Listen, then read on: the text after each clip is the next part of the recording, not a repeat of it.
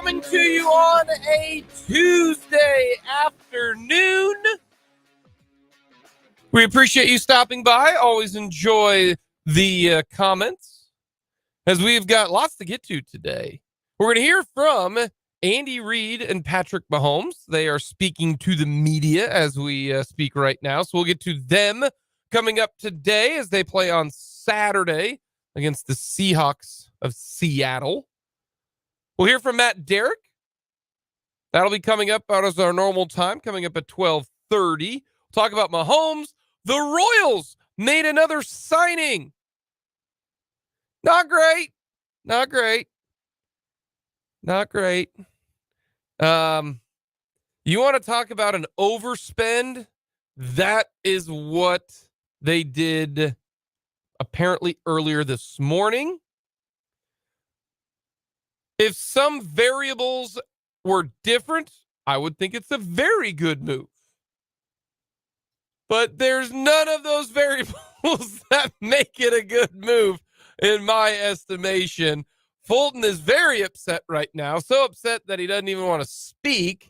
I've been bummed out since this was fun fact. When the Royals announced the signing, I came into work today, and before you asked me if I had info dug up, I had already for like 10 minutes been doing some deep dives into the different things to see if I could make myself happier.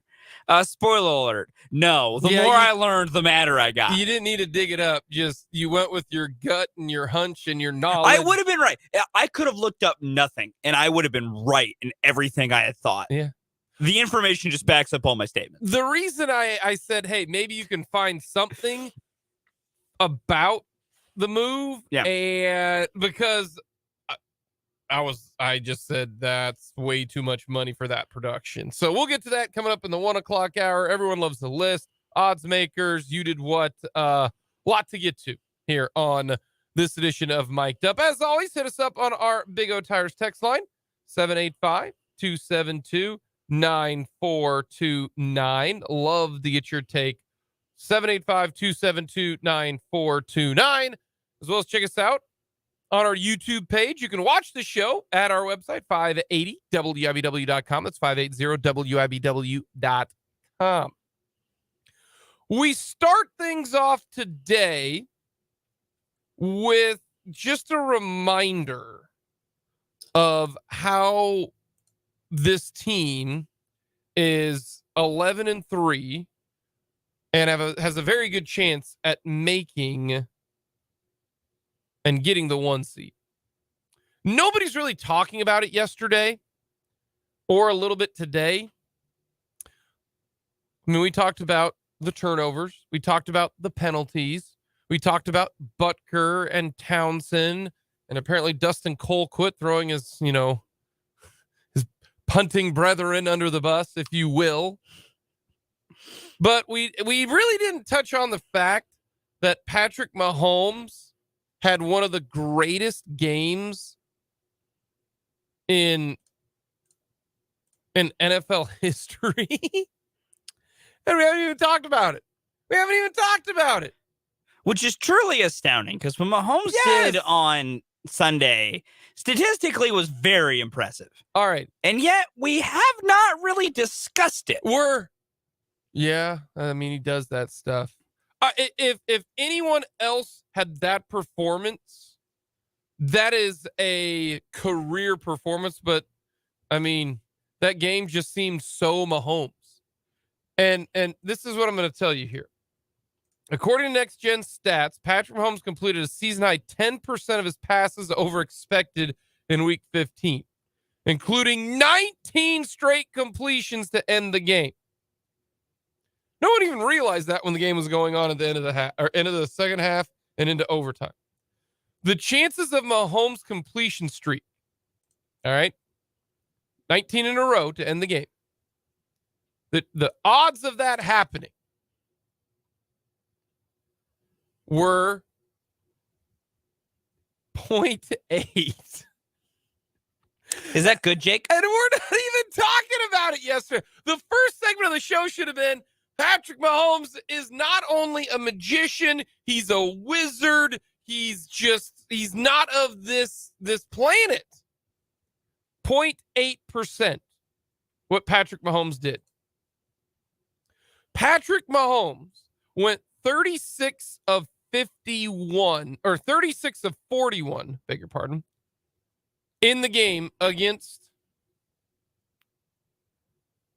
the Seattle Seahawks for 336 yards, 2 interceptions, no touchdowns.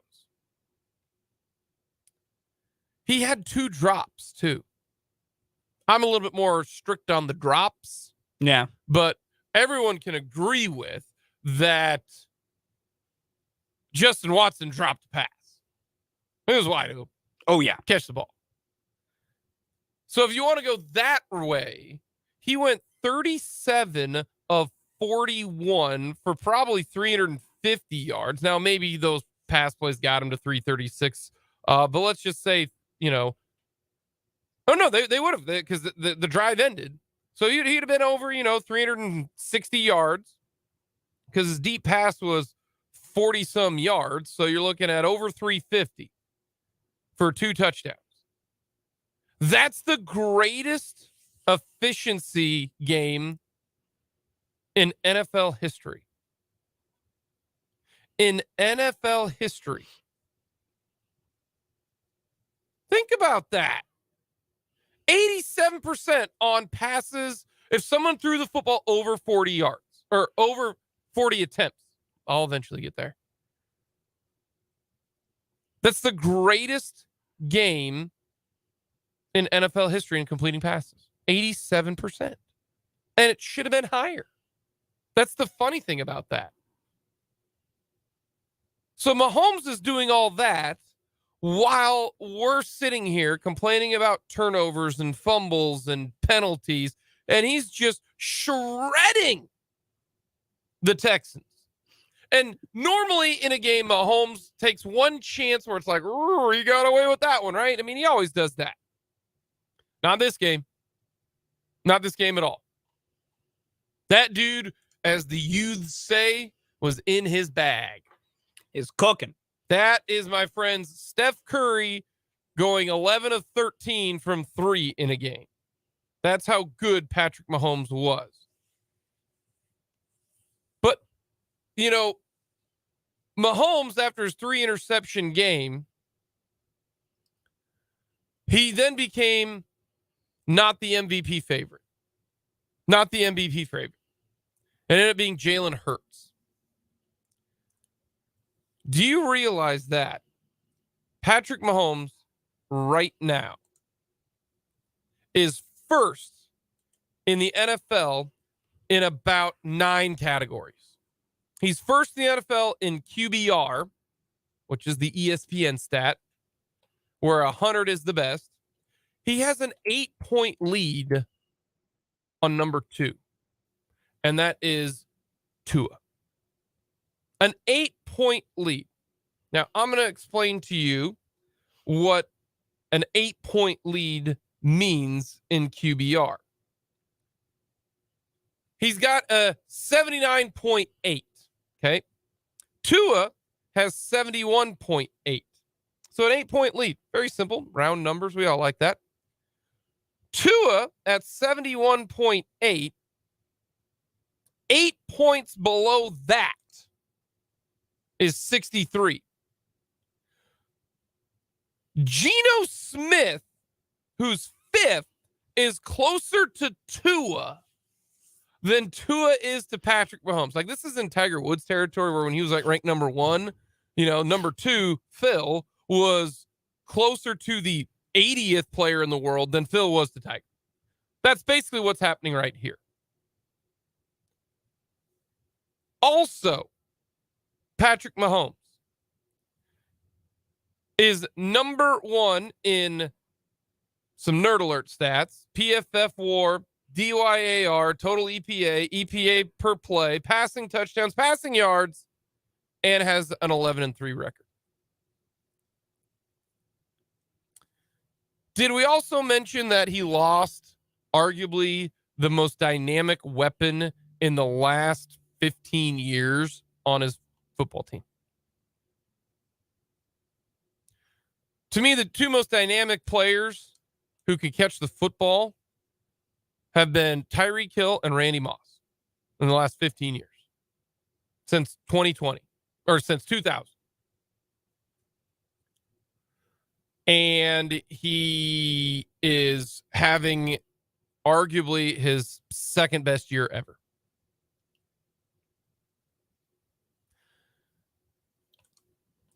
To quote soccer analyst Taylor Twellman of ESPN, what are we doing? Like, what are we doing? Yes, Jalen Hurts has had a fantastic year. A fantastic year. Jalen Hurts is over 10 points lower in QBR, has a worse passer rating, not as many yards, not as many, 13 fewer touchdown passes. And everybody's going, oh, well, Jalen Hurts can run the football. Do you realize that Patrick Mahomes is the top 5 running quarterback? I do. Do you realize that? It's a fun fact about him. And Jalen Hurts got a top 10 wide receiver to his team. And I don't know if you know this, but the Eagles defense is damn good. Very good. I don't know if you know that it helps having a good defense. It does. And I don't know if you know, but the Chiefs have an awful defense. They do. That kind of like the only reason that the Chiefs have won the last 2 games is because they have number 15 at quarterback. Yeah, he has dragged them kicking and screaming to wins. I'm pretty positive that no other quarterback, and I'm including Joe Burrow, I'm including Josh Allen, I'm including, your boy who graduated from Wake Forest and played at the Rams that you think is so great. What's the Jeff Wolcott or Jeff Wolford or what is it? Who is it? Okay, one, he's not my boy just because I know John Wolford. John Wolford. He's better than him. He ain't bringing him back. I get so upset at the whole dynamic of, well, Jalen Hurts is going to... I'm sorry, Jalen Hurts, you had a fantastic year. But right now, if you take off A.J. Brown or you drop their defense down a little bit, they ain't even... I know they've lost 1 game. They're probably losing 4 or 5. Yeah. So I always try to take a step back and look at this Chiefs team and just go, damn, we got the best player in the league, and it's not even close. And I thought this was fun from Jesse Newell yesterday. Jesse, and when I should preface this, and because, the connotation nerd is not a good one, but I think in the sports world it is. That means that you think a little bit differently, and that's awesome in the sports world. It really, really is. Because to me, it makes so much sense on some of these, if you're down 14 with 8 minutes to go, if you really think about it, the smart thing is to try for a 2-point conversion. And then you're down, so you miss it, you're down 8. Well, you get 2 chances to score a 2-point conversion. Like, that makes so much sense. If you would have brought that to me a while back, I would have said, no, that's dumb. But really, when you sit down and think about it logically, that makes sense. Oh, how I wish everyone could agree with that. The Chiefs, their expected score, if you go by all of just the stats, you take out, the turnovers. You just go by the game. Turnovers don't factor. The Chiefs' expected score was 38-20. The Chiefs had the NFL's best offensive success rate last week. Mm-hmm. The best. The Texans' offense had the 3rd worst. And they lost 5 points on special teams. How important are turnovers and penalties? The Chiefs had the best offense in the NFL this past week. The Texans had the third worst, and the game went to overtime.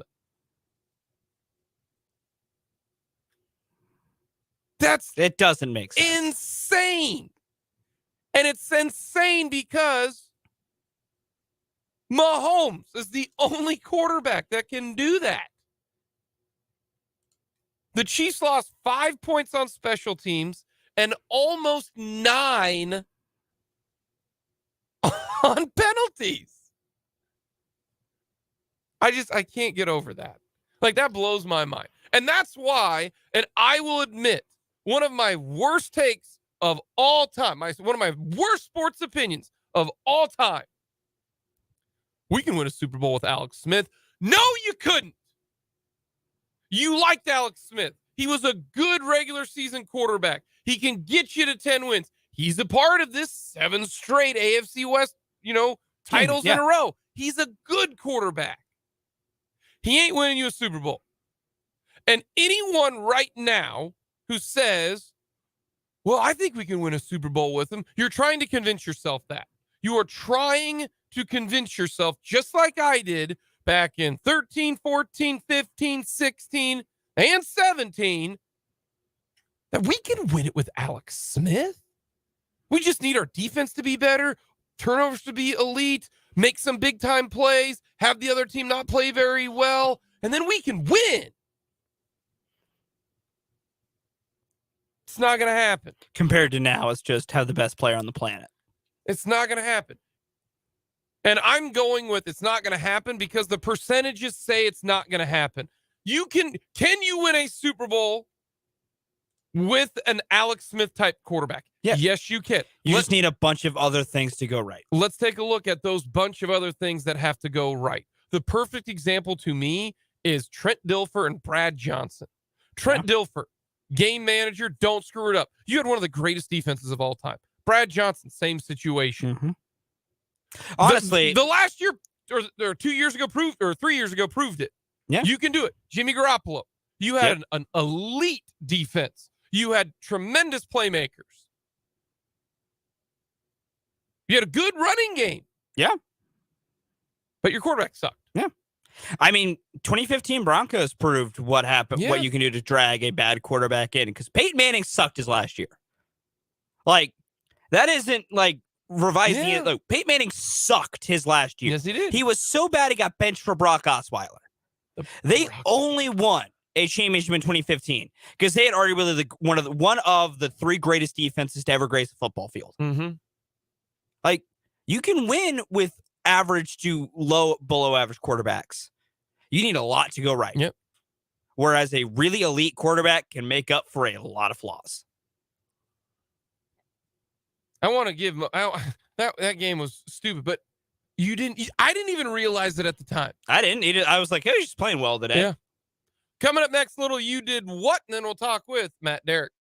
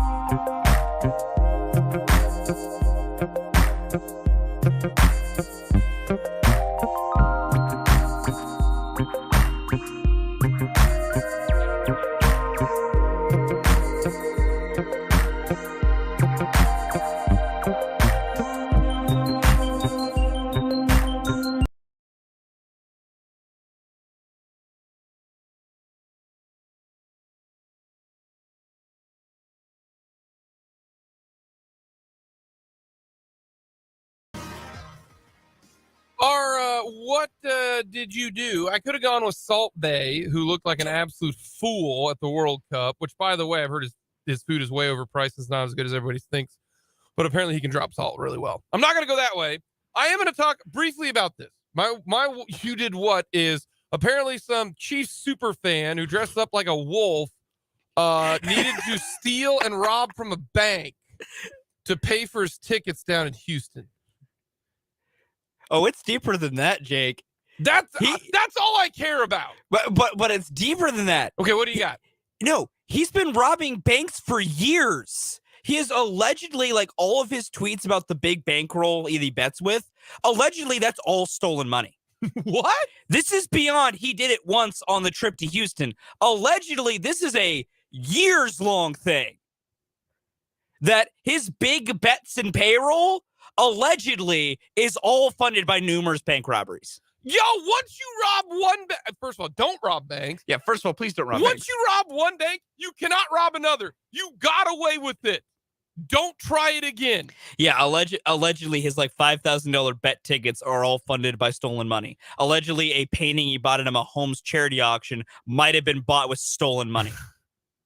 This is all allegedly, but it's wild. This is dude like Ocean's 13, you Apparently. know, like Brad Pitt and Danny Ocean. Coming up next, we're going to talk with Matt Derrick.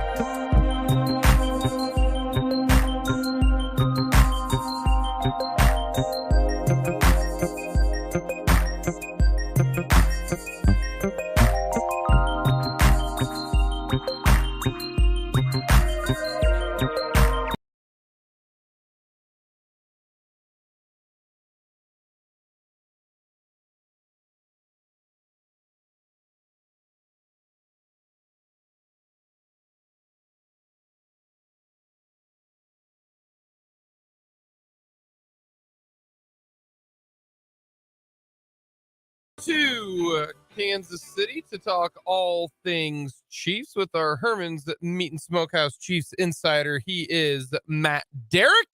You can follow Matt on Twitter at Matt Derrick. Go to ChiefsDigest.com. Great website to follow all things Chiefs. As Matt, we will get to Andy Reid just here in a little bit, as I know you're there at the complex right now, as the Chiefs, of course, moving things around due to the game on Saturday. But let's go back to the game on Sunday against the Houston Texans. And what jumps out to you most after watching that one? I mean, the big thing that jumps out to me is that you look at the fundamentals of that game, and it shouldn't have been an overtime game. I mean, Chiefs have almost 500 yards of offense. The defense played extremely well. Really, I mean, you look at that, and the only things that jump out to you is that Chiefs don't give the ball away twice, and they don't get flagged for all those penalties. That's a completely different game. I mean, I get it's two close games that the Chiefs really wish that they weren't in. I'm still not convinced that these two games, portray a significantly worse picture for the Chiefs than we thought about 2 games ago. There's still, I mean, I think obviously that highlights some worries that you should have, but Chiefs are moving along. And I mean, like I said, I mean, that's a game that I think you played it 9 more times. Chiefs win every one of them, and they probably don't win any of them as close to that one. Is this starting to become just who they are? I mean, 12 games out of 14, they've got a turnover. The defense commits a lot of penalties. They have special teams issues. Like, when do we just have to stop and say, this is who they are? They can correct it, but they haven't. I want to say, well, they can correct the turnover problem in the playoffs. What makes you think that? They've turned it over 12 or 14 times. What makes you think the defense is not going to commit penalties? What makes you think that the special teams is not going to have a couple of botched plays? Like, that's who they are. So unless we're going to have a complete flip here, I think this is what you have to expect, right? Yeah, and that raises to me a really interesting question, which to me is that, clearly I think Kansas City, we judged the Chiefs based on their most recent success. So everything's expected to be a Super Bowl championship team. And then you look through that lens and it's like, okay, is this team as good as the 2019 team? I think there's a lot of ways that you could look at it and say, no. I mean, there's some deficiencies that they don't have. Where are those deficiencies? You've mentioned a couple of them. I mean, special teams, they make some mistakes on defense. What are those the characteristics of? Characteristics of a young team. And that, by and large, is what the Chiefs have. I mean, and I think you start to look at some of the breakdowns even individually, I think you kind of get that. I mean, Isaiah Pacheco's young running backs fumbled 4 times. That is really the extreme window of what, the Chiefs want. I mean, typically in the past, they've got a running back that gets that many. Unless your name's Jamal Charles, you get benched. But they're going to live with that because they feel like there's a lot of upside there, and he's a young guy. Same thing on the defensive side, I think, with special teams. I mean, when you've got 11 rookies on the team and so many other young players too, and you're trying to win a Super Bowl, that's kind of a rare position to be in as far as a lineup mix goes. So I think, to me, I start looking at the big picture and I'm like, okay, is this team as good as 2019? Probably not. It's probably not as talented right now. But is that the step you have to take in order to get younger and get more competitive and try and maximize your win possibilities in the future? Yeah. And if you can do that, will still be one of the three best teams in the AFC. I mean, Brett Veach is probably doing his job. It doesn't necessarily mean that this is going to be the Chiefs' year, but it means that, hey, they're still going to win a lot of football games, even when you might say they're trying to reload. I'm not going to say rebuild, but they're certainly reloading this year. What is it that the Chiefs can correct? Of those three, what do you think is the best chance that they can, change that narrative? I mean, I think it's turnovers, period. I mean, because the penalties, remember, going into this game this weekend, I think it was the third least penalized team in the league. If you want to chalk this weekend up to Carl Cheffers, I'm not going to stop you. That may very well have just been what that was this weekend. It was an officiating crew that maybe the Chiefs just don't match up well with, just like the Bengals. But to me, it's turnovers, and it's one of those things is that if the Chiefs stop turning over the football the way they have on offense, which I don't think it's been out of control, but if you just cut it down a little bit, you're gonna win some games. But the biggest thing I think that's going to influence this team's success in the postseason is just if you can start forcing some turnovers, you're going to be in a really good spot, and that's what they need to do. Forcing turnovers or giving up turnovers? Like, if you could pick one of those, would you rather have the offense just keep doing what they're doing, basically have 1 to 2 turnovers a game, or the defense force more turnovers? I would favor forcing more turnovers because right now, this team, to me, it's not. You look at the overall numbers and you look at the turnover percentage when they're giving up the football, especially when compared to their scoring output, that's not been a problem. Mm-hmm.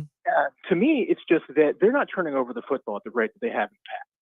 And if they were doing that at the same rate that they were even a season ago, Chiefs would be in a really good spot right now. So that's why I say, if the Chiefs end up making the deep postseason run, I think we'll sit back and looking at it and say, you know what? Yeah, the Chiefs were +7 in turnovers in the postseason, and it's because they forced 9 turnovers, and that's something that at a rate they're not doing right now. Isn't it crazy how we're talking about, a couple fumbles and a bunch of penalties and a missed field goal, and we're talking about a former Chiefs punter saying that the current punter / holder is not doing his job and hasn't done it all year, instead of Patrick Mahomes having one of the most efficient games in NFL history? Yeah, it is pretty crazy. And it's kind of what to be expected. I think there's a lot of times that Patrick Mahomes has some really good games and we just kind of gloss over it. I'm on another weekly program where we give out game balls at the end of the day, and the number of times that we get to the end of it, I'm like, okay, we gave away 3 game balls and none of them are to Mahomes. Are we really? Really, you just overlook it just that much? How ridiculous this guy is. You give the guy a game ball every week, and I look at it, I'm like, yeah, this was one of the most efficient games, certainly the most efficient games Mahomes ever played. But you look at it and you're like, is it the best game? Oh, I could probably pick out 10 other games that I'd probably say were even better. That's just how good the guy is. That was a career game for those quarterbacks. We have a big chief instead of a game ball, and the rule is you can't pick Mahomes because that's cheating. Probably a good rule to have. Because if you're only going to pick one, that would be the one. And that's why I have to remind myself all the time that, and I said it earlier today when we let off the show, that my worst sports opinion, and we got a lot of them, the weather coming up, football should not be played in this type of weather. That's awful, terrible. Fulton disagrees, but Fulton's wrong. I will die on that hill. You shouldn't play football in -8-degree weather. Nobody likes it. Oh, see, I'm fine with -8. No. You can't play football when it's 90. No. Oh, false. Matt false. And I have never forever been on the tighter field right now. You can play in -8. You don't want to play when it's 98. Oh, you can play in 98. Players would rather play in 98. No. Matt, this is the first time I think that you and I have been this far apart on a topic. But like, you can't win a Super Bowl with Alex Smith. And I thought you could. I thought, hey, Alex Smith can win one. Yeah, no question Alex Smith can win one. And now you realize the odds of that happening are under 10%. They're like 5%. That's probably never going to happen. Can it happen? Sure, you got guys like Trent Dilfer and Brad Johnson have Super Bowl rings, but you can't really do it. And this just proves it because there's not another quarterback in the league that wins that game against the Texans unless it's Patrick Mahomes.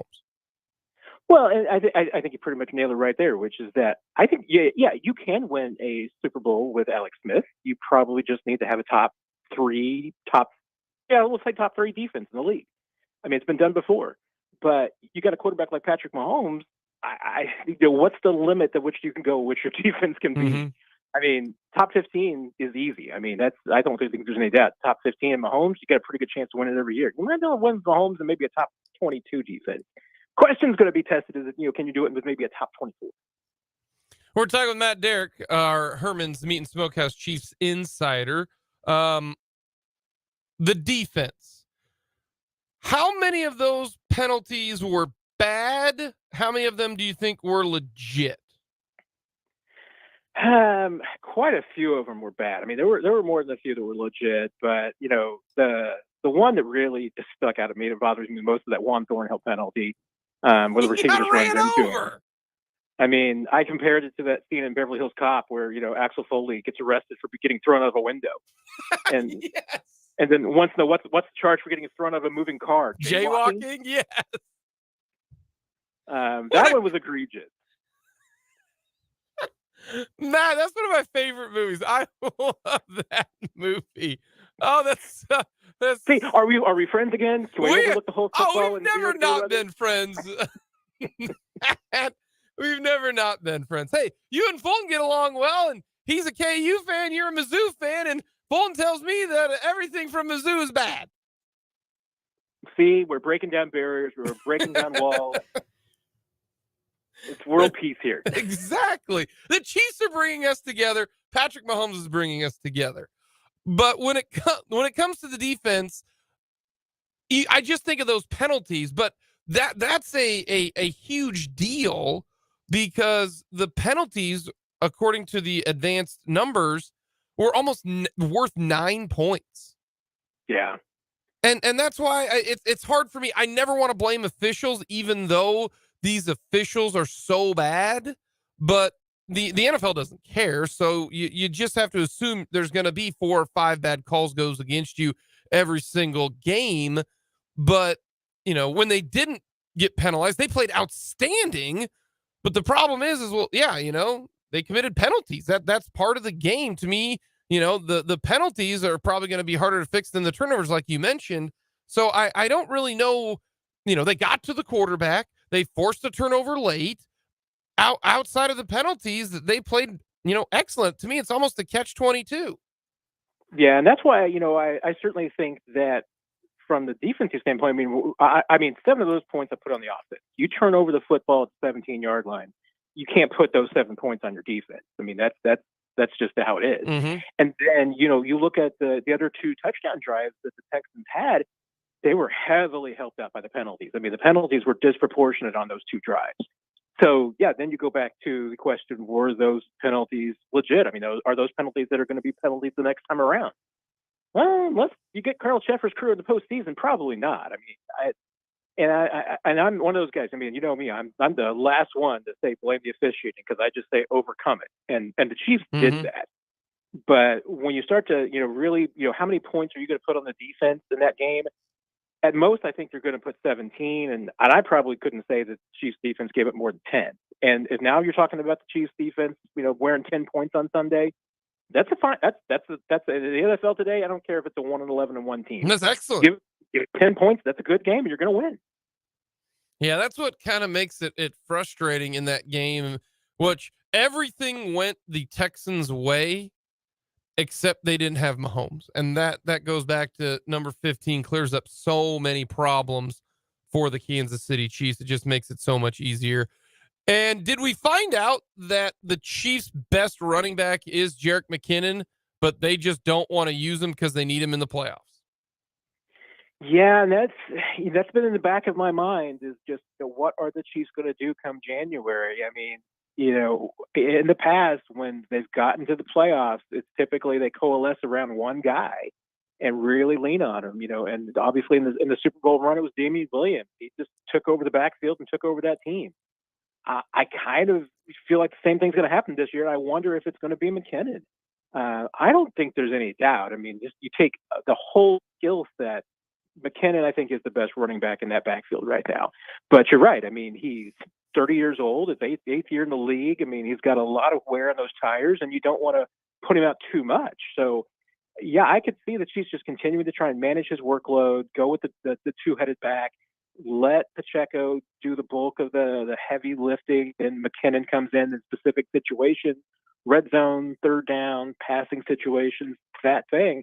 But what are you going to do, mid-January? Is that now going to be that McKinnon's getting 75% of the work? I could see it happening. I mean, we'll see, but I don't think there's any doubt. I mean, the Chiefs right now, I think that offense is at its best when McKinnon's on the field. How did you think the pass pro was in the game?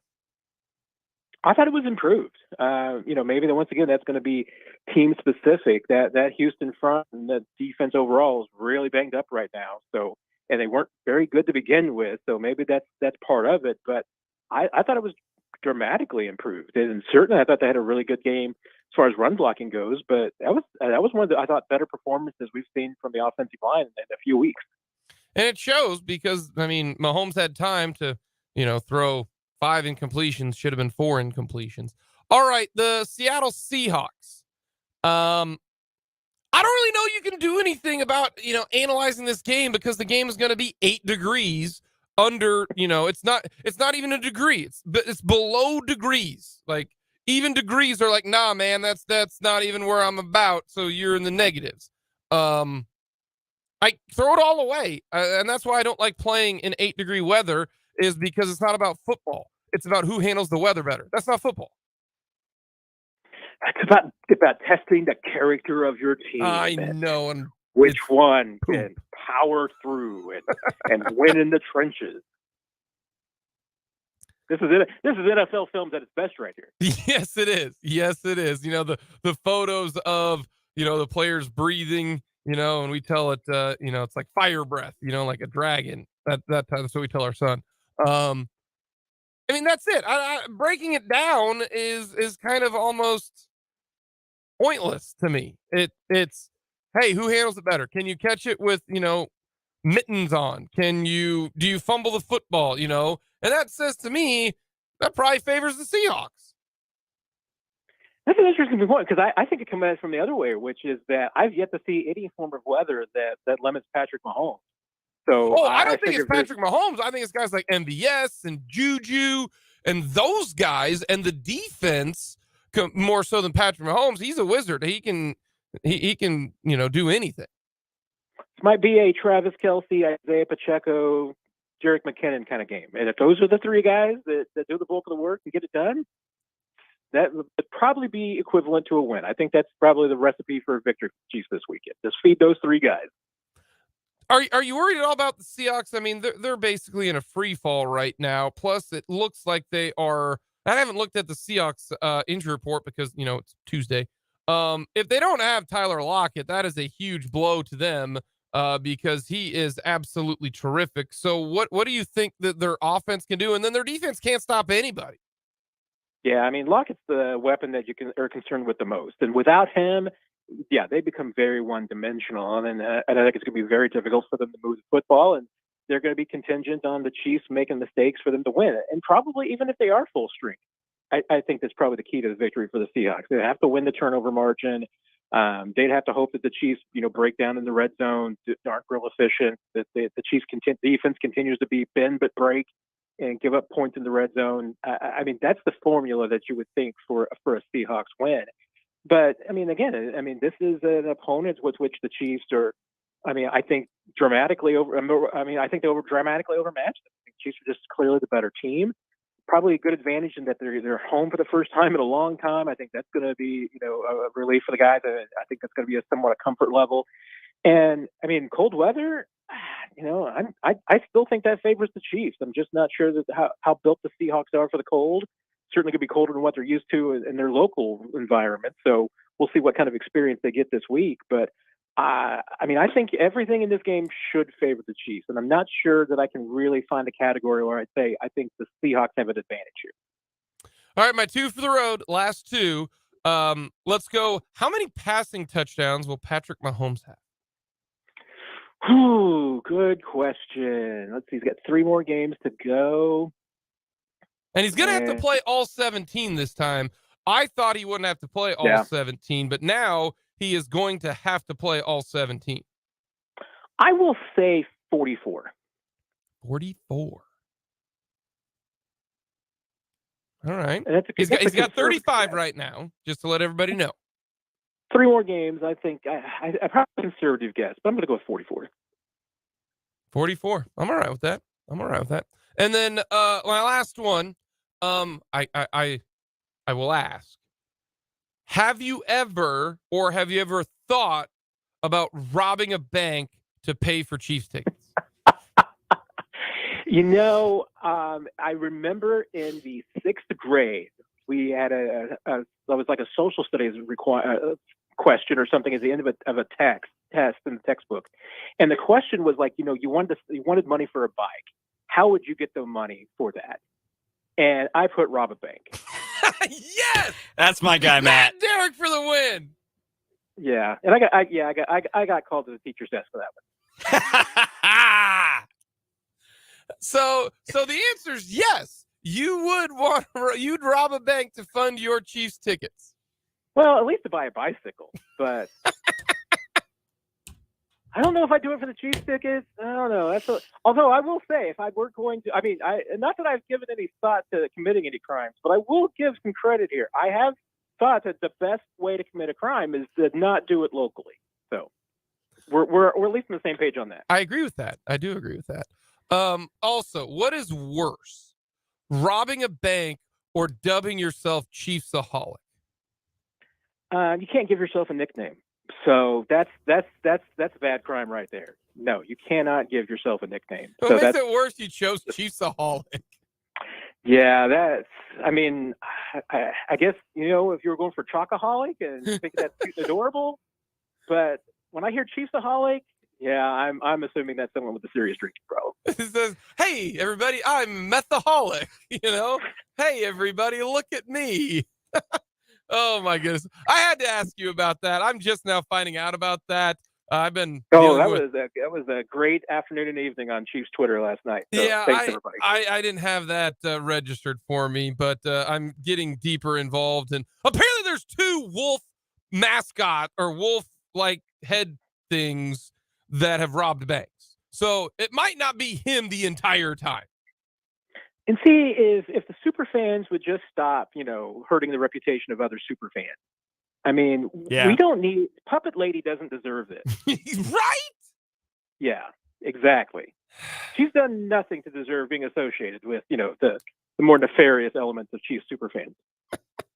Matt, as always, we appreciate the time. Enjoy the rest of the week and bundle up on Sunday or Saturday, beg your pardon, even if you are in the press box, my friend.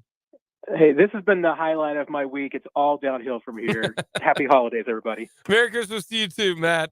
Matt Derrick, he's the absolute best. We love him. He'd rob a bank for a bike. It's not the worst idea. That's the best. Coming up, we got a lot to get to in the 1 o'clock hour here on Mic'd Up.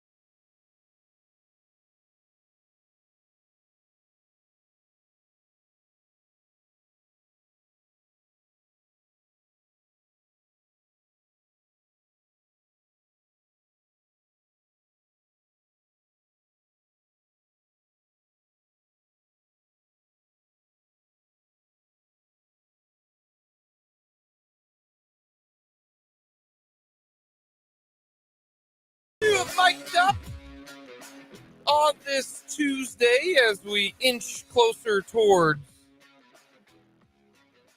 just ridiculous weather.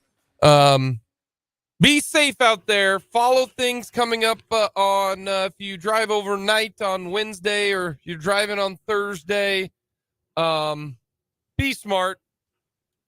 Depending on how it does. 24 hours, 48 hours away from some things can change. It's not looking like it might be as bad, but just stay home. Just stay home. There's no point. Just Don't go where if you don't have to. Why? If you plan if you're traveling, adjust travel plans accordingly. Just it's awful, Like imagine living in Minnesota. I ask my relatives that all the time. How can you live up here? I do. Damn near every one of my family members is from Minnesota or North Dakota, and I just what? Why? Why? Their summers are incredible. They are incredible. Spend a summer in Minnesota. You'll thank me later. Incredible. But there's no, they are way tougher than us. I hope you realize this. I got a text from my cousin, and I told him, yeah, it's going to get to 8 below with a serious wind chill. He goes, yeah, we grab our winter coat then. He's like, that's when I decided to put on the long sleeves. Yeah. That's when we have Girl Scouts stop selling cookies door to door. They're built different up there, man. Our friends up in the north are a little different. Yeah. Seth Kaiser has told us that. He's up there in Minnesota. He would call that a nice little winter day. Yeah. And we lose our minds But we got a lot to get to. Jake and Fulton Caster with you. Hit us up on our Big O Tires text line, 785-272-9429. Check us out, our YouTube page. You can watch the show, 580wibw.com. Very simple, very easy. From the Big O Tires text line. Every outside sport includes how you handle the weather. That's correct. That's very correct. Except they cancel baseball games because of bad weather. They can't here. So I have an opinion on Yes this. or no? I have an opinion. Yes or no? They do. Okay, they thank do. you. No, because I have an opinion on this. Baseball cannot be played at a certain level of heavy rain because of the infield. If it becomes literal mud, you can't play the game. The surface is unplayable. You can't run, and you can't, like, it defeats the purpose, right? Same thing for football. It's so cold and so rainy that you can't throw a football. I have believed that there can be a level of rain in football that is unplayable because it waterlogs everything. Like when the Niners and Bears played earlier this year, that was borderline unplayable when the field was a slip and slide. I won't disagree with that. I never will. This football. As much as I love snow football, and I do. Yeah. There's a level of snow on the ground that's unplayable. There's always a level of precipitation that is unplayable in any sport that is outside. The people who were like, Buffalo should have played that game against whoever when there was 12 feet of snow on the ground. You're stupid. I want to be clear. I was one of those ones saying they should have played up there. I meant it always fully as a joke. You can't play in 12 feet of snow. But here's my number one reason why I hate the way that football in the regular season when it comes to this weather. Okay, it's just like it's kind of like baseball. Mm-hmm. When it comes to how the regular season is not anything like the postseason. You know what I mean? Yeah. Like going one game or going 2 days, a day off, 2 days, a day off. That's not normal baseball. Tell me where the Super Bowl is played, Fulton. Where's this year's going to be in Phoenix. Why in Phoenix? Because it's a dome and it's warm. Oh. Where was it last year? LA, because it's a dome and it's warm. Okay. What was the year before that? Tampa Bay, because it's warm. So you're telling me year before that, Miami, because it's warm. The year you're telling me, correct me if I'm wrong, the NFL wants the most important game of their season. They want it to be good weather. Not affecting the game of football. Yeah. Huh. They do not want a potential for bad weather. They don't. Because why? They don't want the weather affecting the outcome. Yeah. You're not wrong. You're correct. 100%. So I mean,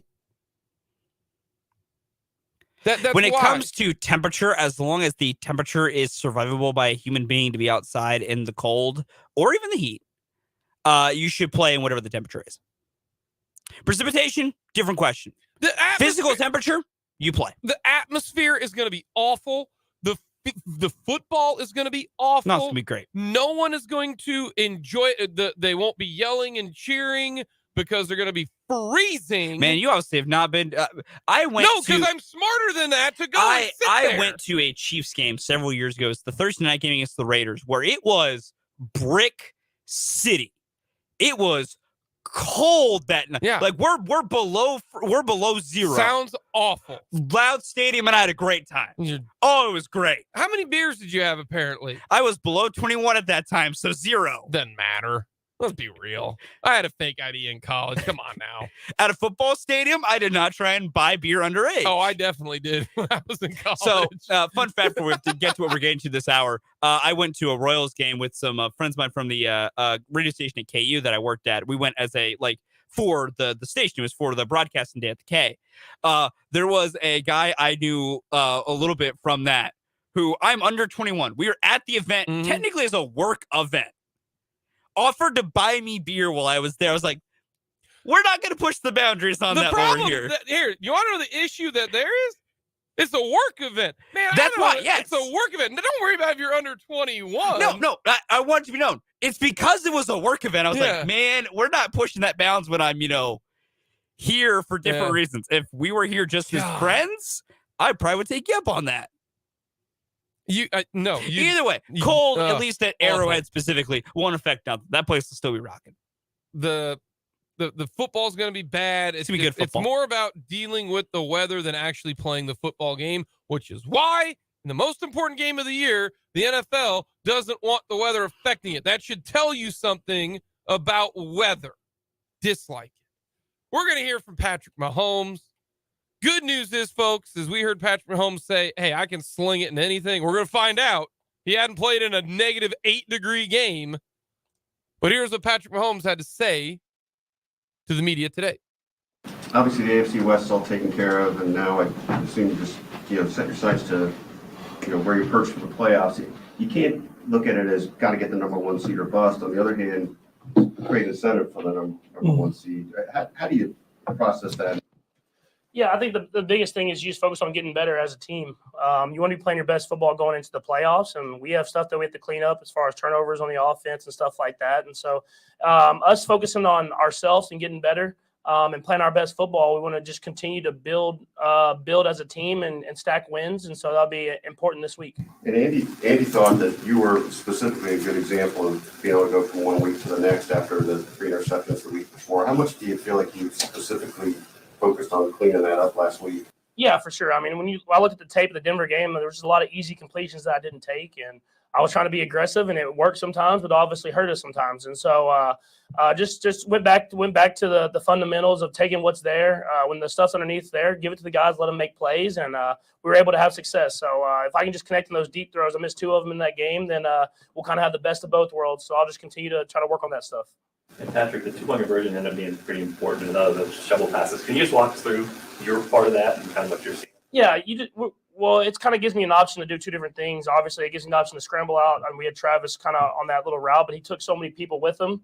And I saw that defense end just get enough upfield, and I wasn't enough room for me to do the underhand shovel, so I just had to find a way to get it to Derrick, and he was able to make a tough catch in traffic and get in the end zone. What have you seen from Geno this year that's allowed him to be so successful in Seattle? Yeah, I mean, first off, I mean, every throw he throws is like a perfect spiral. And I mean, I know that gets taken for granted in this league, but I mean, he throws a perfect spiral on every throw. He's getting those receivers going. They have 2 great receivers with a lot of other guys too that have a lot of speed. And so he's able to get those receivers going and move and take the shots from there, but take underneath. And they've had a lot of young guys step up. And so Geno's done a great job of taking advantage of what's there. And that's why he's had such a great season.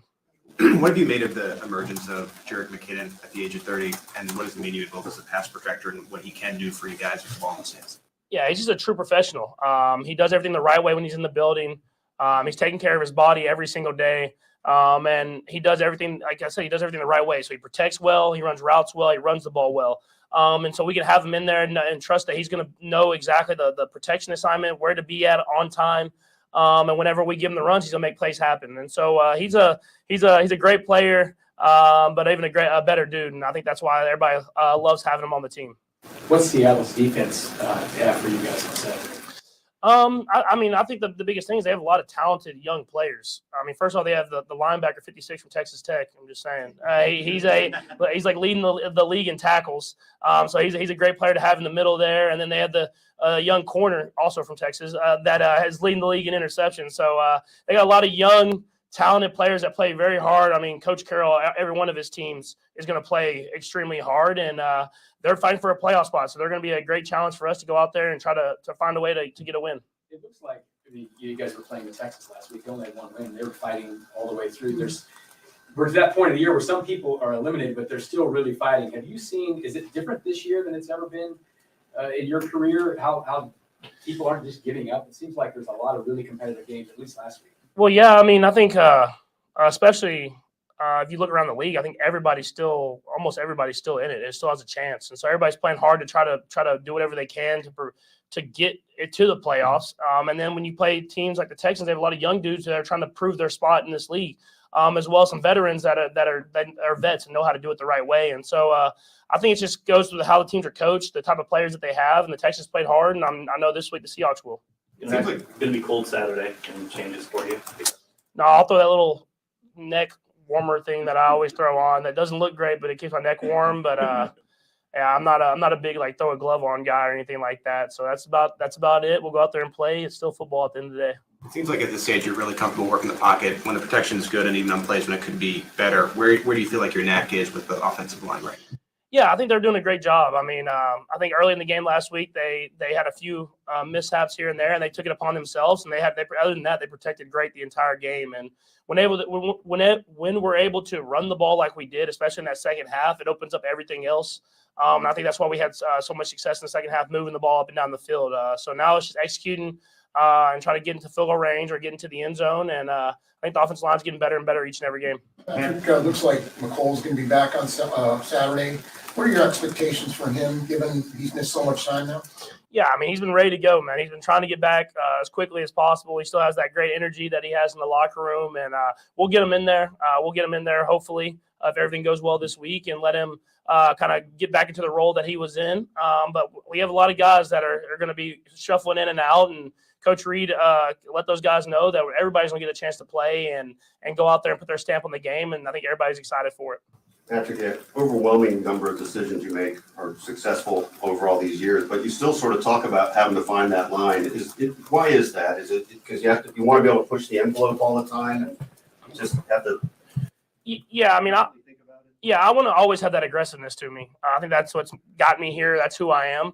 But just finding that spot where you can be aggressive but still take what's underneath, and that's something that I'll continue to work on to get better and better at. And it's week to week. It's not just a one season versus another. You have to make sure you look at the tape, see if you were aggressive enough or not, and then make that decision from there and try to come back with that same mentality the next week. And you feel like actually you have to kind of always be going through that to feel like you're staying on the razor's edge. Like you better be feeling like you're pushing it. Is that kind of? Yeah, for sure. I mean, I always want to be just pushing it to where it's just right at the edge, and I think that's something that that's who I am. It gives guys chances to make plays, and I think that's what I think we're coached that way. As Coach Reid wants us to go out there and push it to the right limit, and then just don't go past it. One of the tough things for running backs, young running backs especially, is the pass protection part of it. You know, you got to want to do it, but you got to know where to go. It looks like maybe Isaiah had a mistake or two early in the game. How much help can you provide him if you're back there in shotgun, just reminding him some of the protections and things, and how is he taking to learning on the job? Yeah, I mean, it's kind of a thing where he knew where he was supposed to be on that protection. The linebacker did one of those like we call it rush to cover, where he's really kind of guarding Isaiah in man coverage, but he just rushes to try to keep him inside. And it's a dangerous game because you want him to protect that guy, but if he releases and I'm throwing him the ball, then there's no one covering him. So we just have to be on the same page in that sense. But he's done a great job of it all year, and all the running backs have. And we have a pretty complicated system of protections, and they do a great job of being in the right spot when they need to be. And that's credit to G. Lou. It's credit to Coach Heck, G. Lewis and Coach Lewis, and all those guys of making sure those guys are in the right spot, protecting, but at the same time getting out when they need to get out. Is it harder to get guys to lock in when it's Christmas week, a lot of family stuff, you got a short week playing on Saturday? Is it harder to get people to focus in? I think it can be, but I think we got the luck of the schedule where we're playing Saturday morning, Christmas Eve. So hopefully you go out there and try to win the game, and then you can have all the family in town. Coach Reid will give us Sunday off, Christmas Day off. So the schedule worked out perfect for us to go out there, have some fun on Christmas Eve, try to get a win, and then have Christmas Eve and Christmas Day off. This is a nice situation to be in if you are Patrick Mahomes and a Chiefs player. Then you get Sunday off and you get Monday off. Not bad. And it's a home game. You don't even have to travel. Yeah. The only bad thing is got to play and it's -6. Exactly. Listen, also, hey, come to the game. I'll get you tickets. Are they in a suite? Nah, fam. Listen, good. Also, if you really think about it, the negative is only just on your perspective. Listen, it's -8 going to be in Fahrenheit. But if we made this Kelvin, it's 250 degrees outside. That's all about perspective. No, that is not about perspective. Just perspective. You're just changing the way you view temperature. It's all about perspective. It's not about perspective. It's actually going to be 250 degrees on Saturday. Another temperature you really probably shouldn't play football in. Yeah. What is in Celsius? I think it's like -22, -24. Yeah. It's lower than what Fahrenheit would be. Well, yeah, because 0 is freezing in Celsius. So Correct. it's got to be like minus. No, it's got to be like minus 30. -8 is -22. Negative 22. Yeah. Technically, it's -22.2222222222, Two. but Okay. negative 22. We're going to hear from Andy Reid, but coming up next, everyone loves the list. Today is National Games Day. So we're going to throw it a Wayback Machine for Fulton. It's not that far back. When you were a kid, what was the board game that you played? What did you want to play as a game, board game, as a kid? We'll get to that next.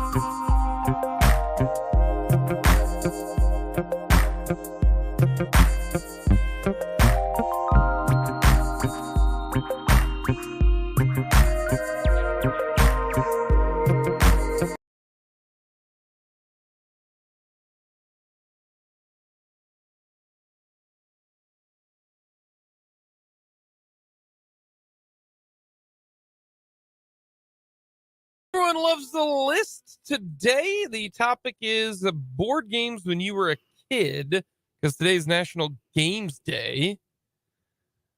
So, number 4, what do you got, Fulton? Number 4 for me is a very standard classic, Monopoly. Didn't play a whole lot of Monopoly because it took forever. That's why it's only 4. We didn't play it a bunch, but it was fun when we played it, but it takes a while. I didn't even put it on there because it took too damn long. That's fair. Number 4 for me, Uno. Ooh, good game. Uno's fun. Like an Uno. It's a good game. Yeah. Number Easy. Number 3 for me. I got in my opinion some good classics on the list today. Number 3 for me. Good old Guess Who. Remember that game where you had the little pictures and then you had to kind of suss it out? That was a fun game.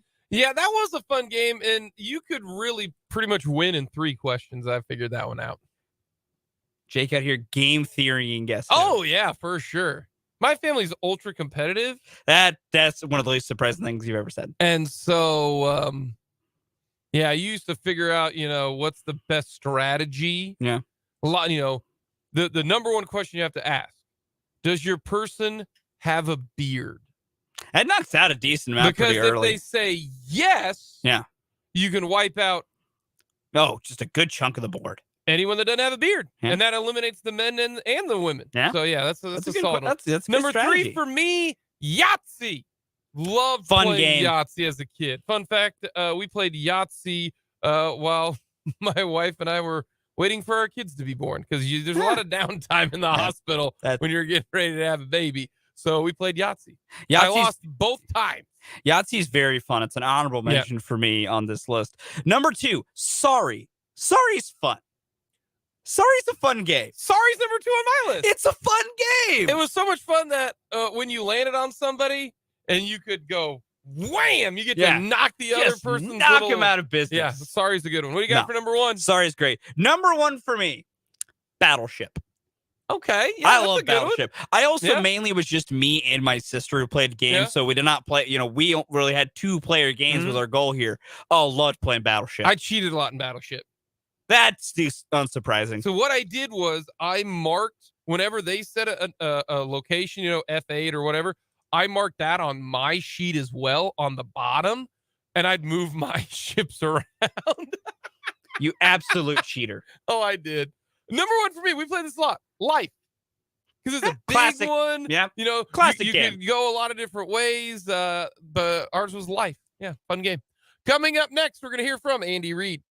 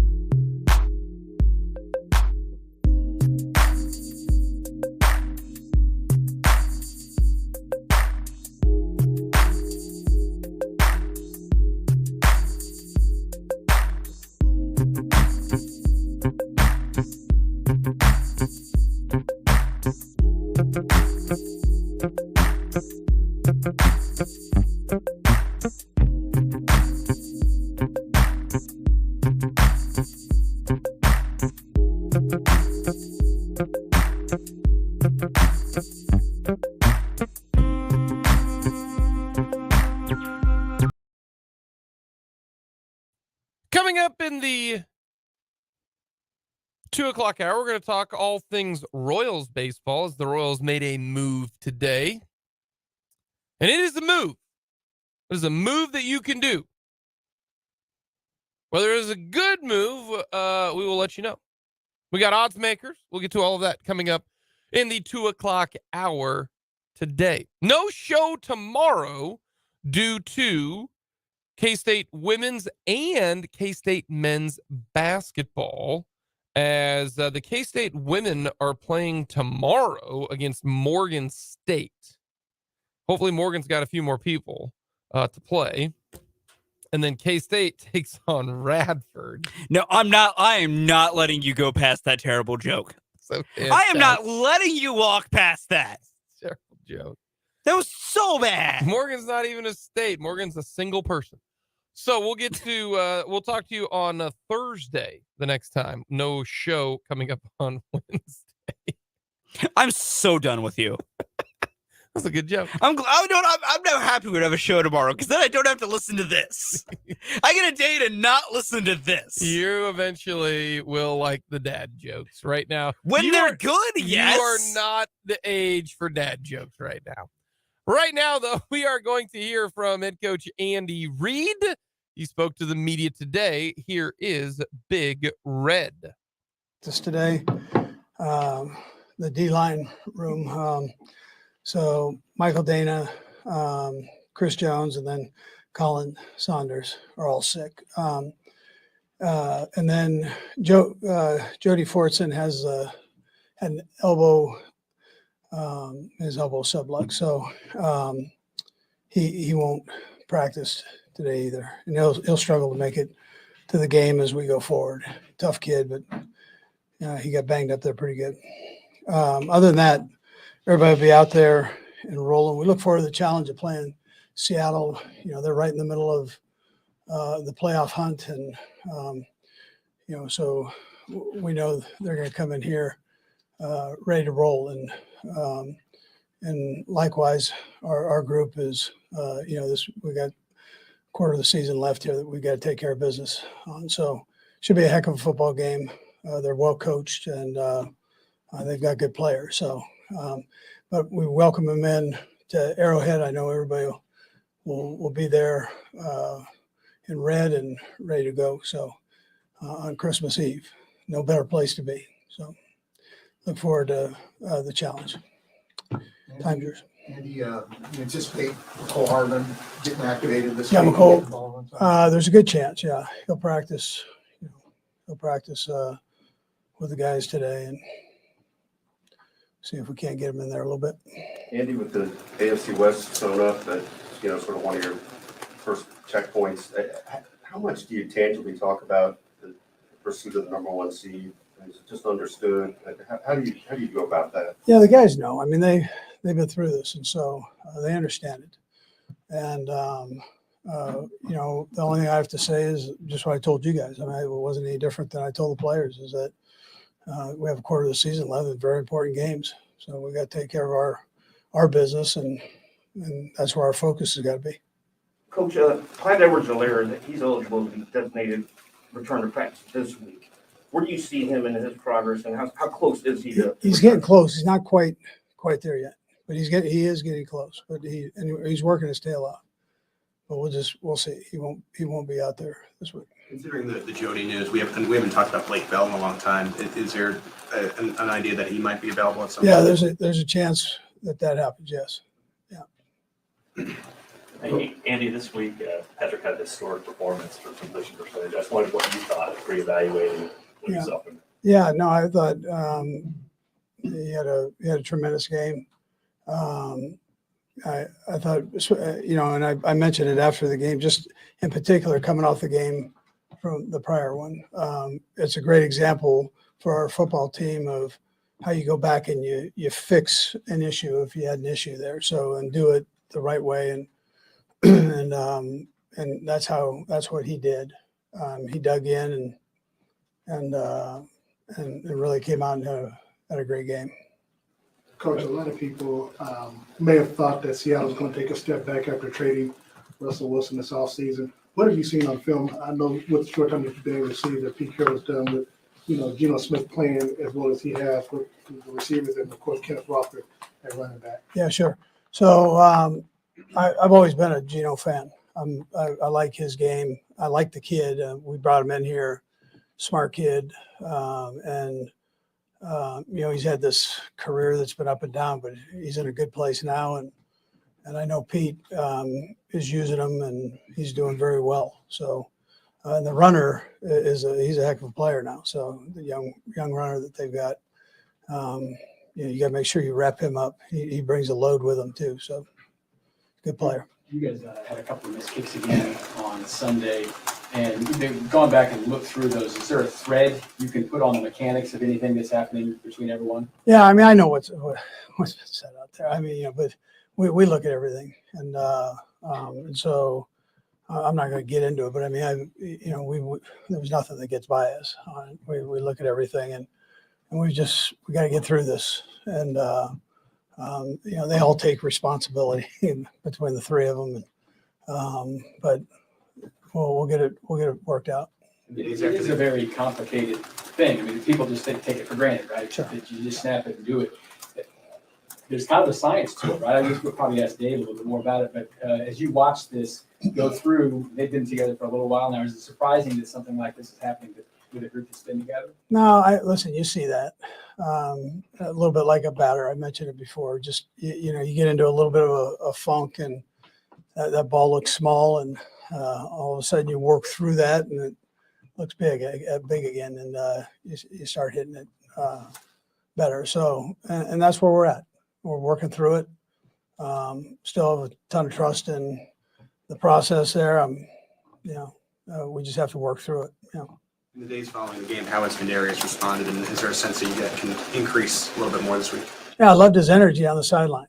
He got a total of 10 plays with the special teams involved, which is good, and he feels good.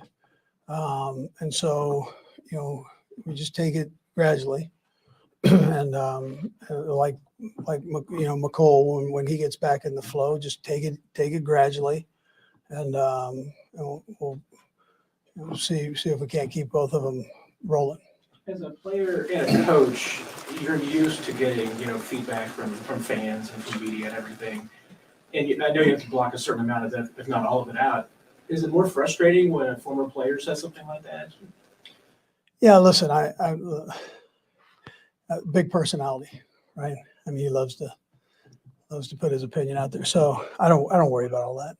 I mean, we do our thing. We study all that stuff, and everybody's got an opinion. I don't worry about all that. I don't worry about all that. Coach, I know you focus a lot on the offense, and I would imagine give Spags a lot of autonomy on the defense side of football. But do you kind of step in a little bit when your defensive backfield, they've given up the most touchdowns to wide receivers out of any team this league, to where you may suggest any type of changes that may need to take place? Yeah, well, I would rather us just keep getting better at what we're doing. We're young. I mean, that's no secret. And so, there's some things that we're improving on, and we'll keep improving on. But Spags got a good grasp of it, and we all, we talk and we know what's going on there. But we'll get that fixed.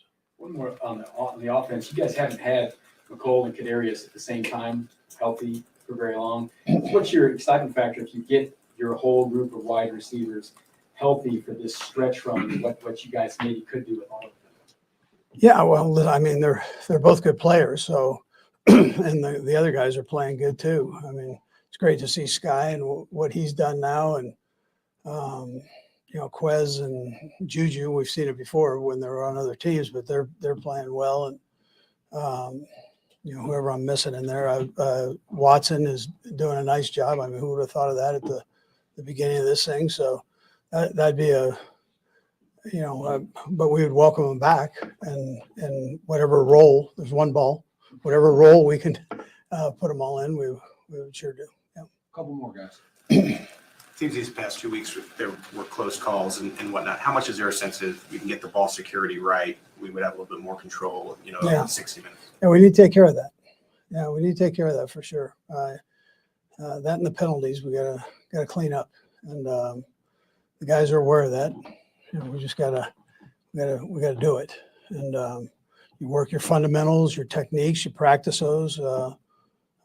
Take care of the penalty part of it, and then you go in and trust them in a game, and then you keep that ball high and tight when you're carrying it, if that's a problem. And then, Pat, we talked about the interception part. He worked hard on that last week, making sure, his eyes were right and so on, and did a great job with that. So, and that's where I say he was a great example for our team in both areas, the penalties and of how you take care of business. That becomes very important. I don't want to say things can get unlucky there, but I think in the last 6 games, you guys have had 10 fumbles and lost 7 of them. There's a bit of a 50-50 thing when you're trying to recover the ball on the ground. That's not you practice like diving on the ball during practice, or that's not something you mess with at this time? No, well, you practice on covering, so making sure all bodies are going to the ball, both sides of the ball, and you hustle to it. In case the ball does come out, you're in a position where you can get on it, and that we talk about. But you're not gonna, we're not jumping on balls right now. No. No, you don't jump on balls. It's a bad idea. Very bad idea. Don't do that. Don't do that at all. But that's what head coach Andy Reid had to say to the media today. Coming up next, we're going to talk about Carl Cheffers. Good old Carl. We're going to talk about penalties. One of our favorite pastimes. Talking about officials. We'll get to that next.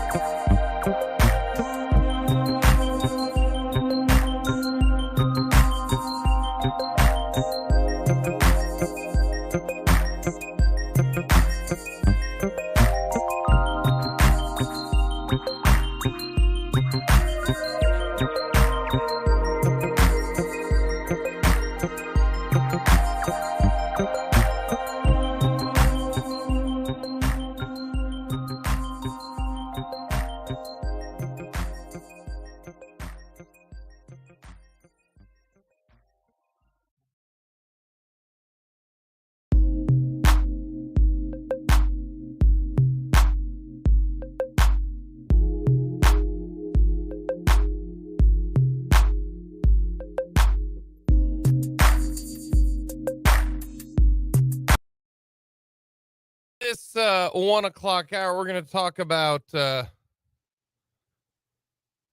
Carl Cheffers and officials. Officials are not going to get all of them right. They're not.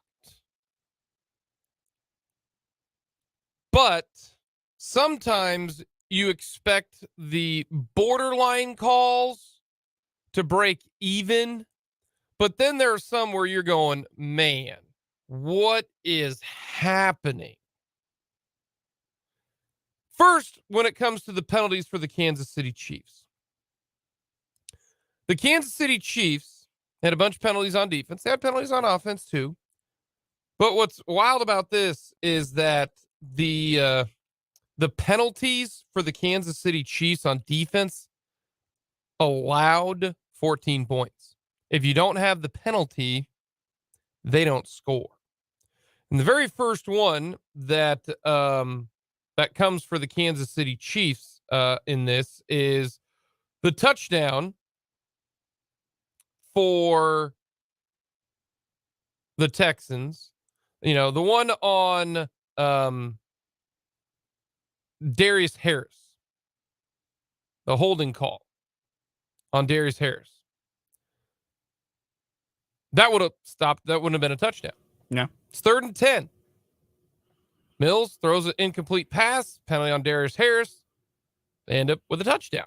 So they probably save 4 points. Or they probably would have minus, 4 points because it would have kicked the field goal. Yeah. Because it would have been 4th and 10 at the Kansas City 18. So they just kicked the field goal. So in that situation, they added 4 points to the Texans. Then you got the drive that had every damn penalty in the world. It's 3rd and 2. Penalty on Frank Clark. Line up offside. No play. They probably, I'm going to guess they would have gone for that one because it was 4th. It'd have been 4th and 1, 4th and 2. Probably would have gone for it. Who knows there. But 3rd and 5 at the KC 31. Pass incomplete. Juan Thornhill called for defensive pass interference. If that is not called, they probably kick the field goal. So you save another 4 points. And we're talking about the very interesting one. Technically, that was the interesting one was on Juan Thornhill illegal contact. That was laughable. And then 3rd and 6. Scores 24-24.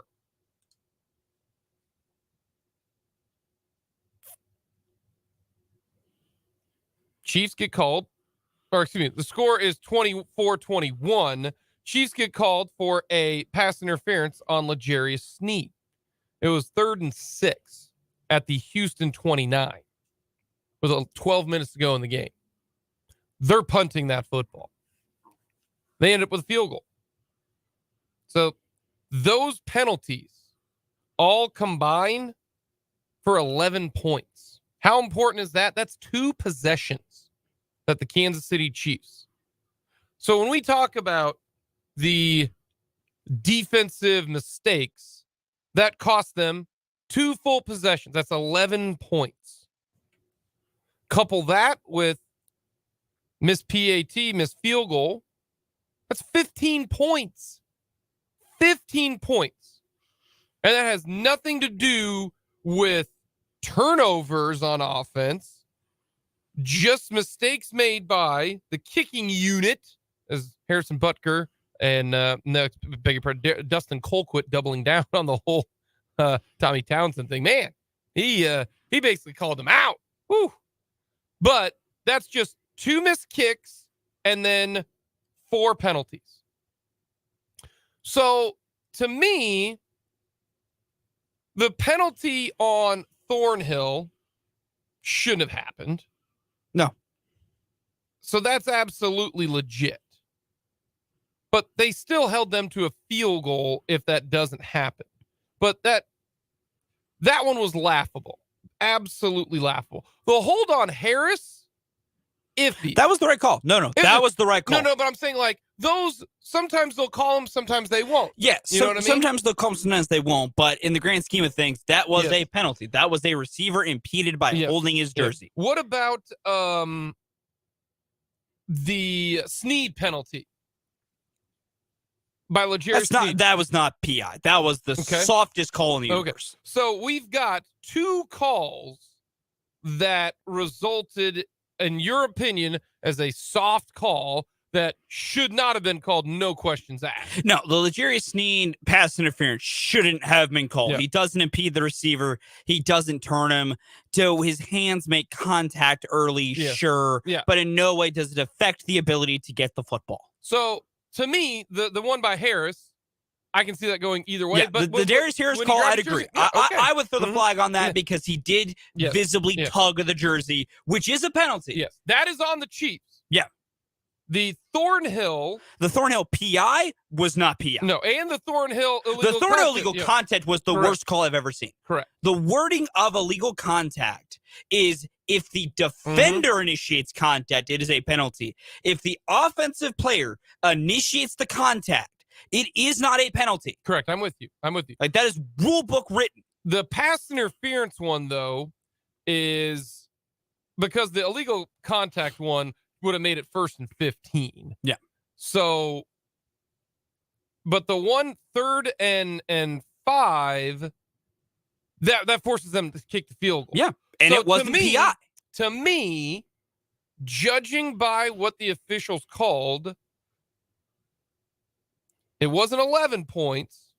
It was 7. Yeah. If we go 7. by accuracy of penalty called, if we're blaming officiating crew, you could realistically give the officiating crew 7 points. Correct. You can. I would not give them the 4 from Darius Harris because when I watched that live, I said no. I was like, my argument there was it defensive holding or PI, and I forgot that the difference is the ball in the air, and I was like, well, ball's in the air, so it's PI, not holding, and it's all correct. And that's why. But it was all correct. But the reason I want to bring this all together is it's not like the officiating crew, cost the Chiefs 15 points. They cost them 7. Yes. But is 7 a big deal? It is. It is a big deal. Also, the NFL does not care. We've established that. Yes. But Carl Cheffers cannot ref another Chiefs game. He shouldn't. He can't. Do you realize that the Chiefs in their last 7 games when Carl Cheffers is officiating them are 1-6 against the spread? I do. The odds of that happening are pretty much like winning the lottery. It's almost to the point where you go, Coming up next, we are going to talk about Royals baseball.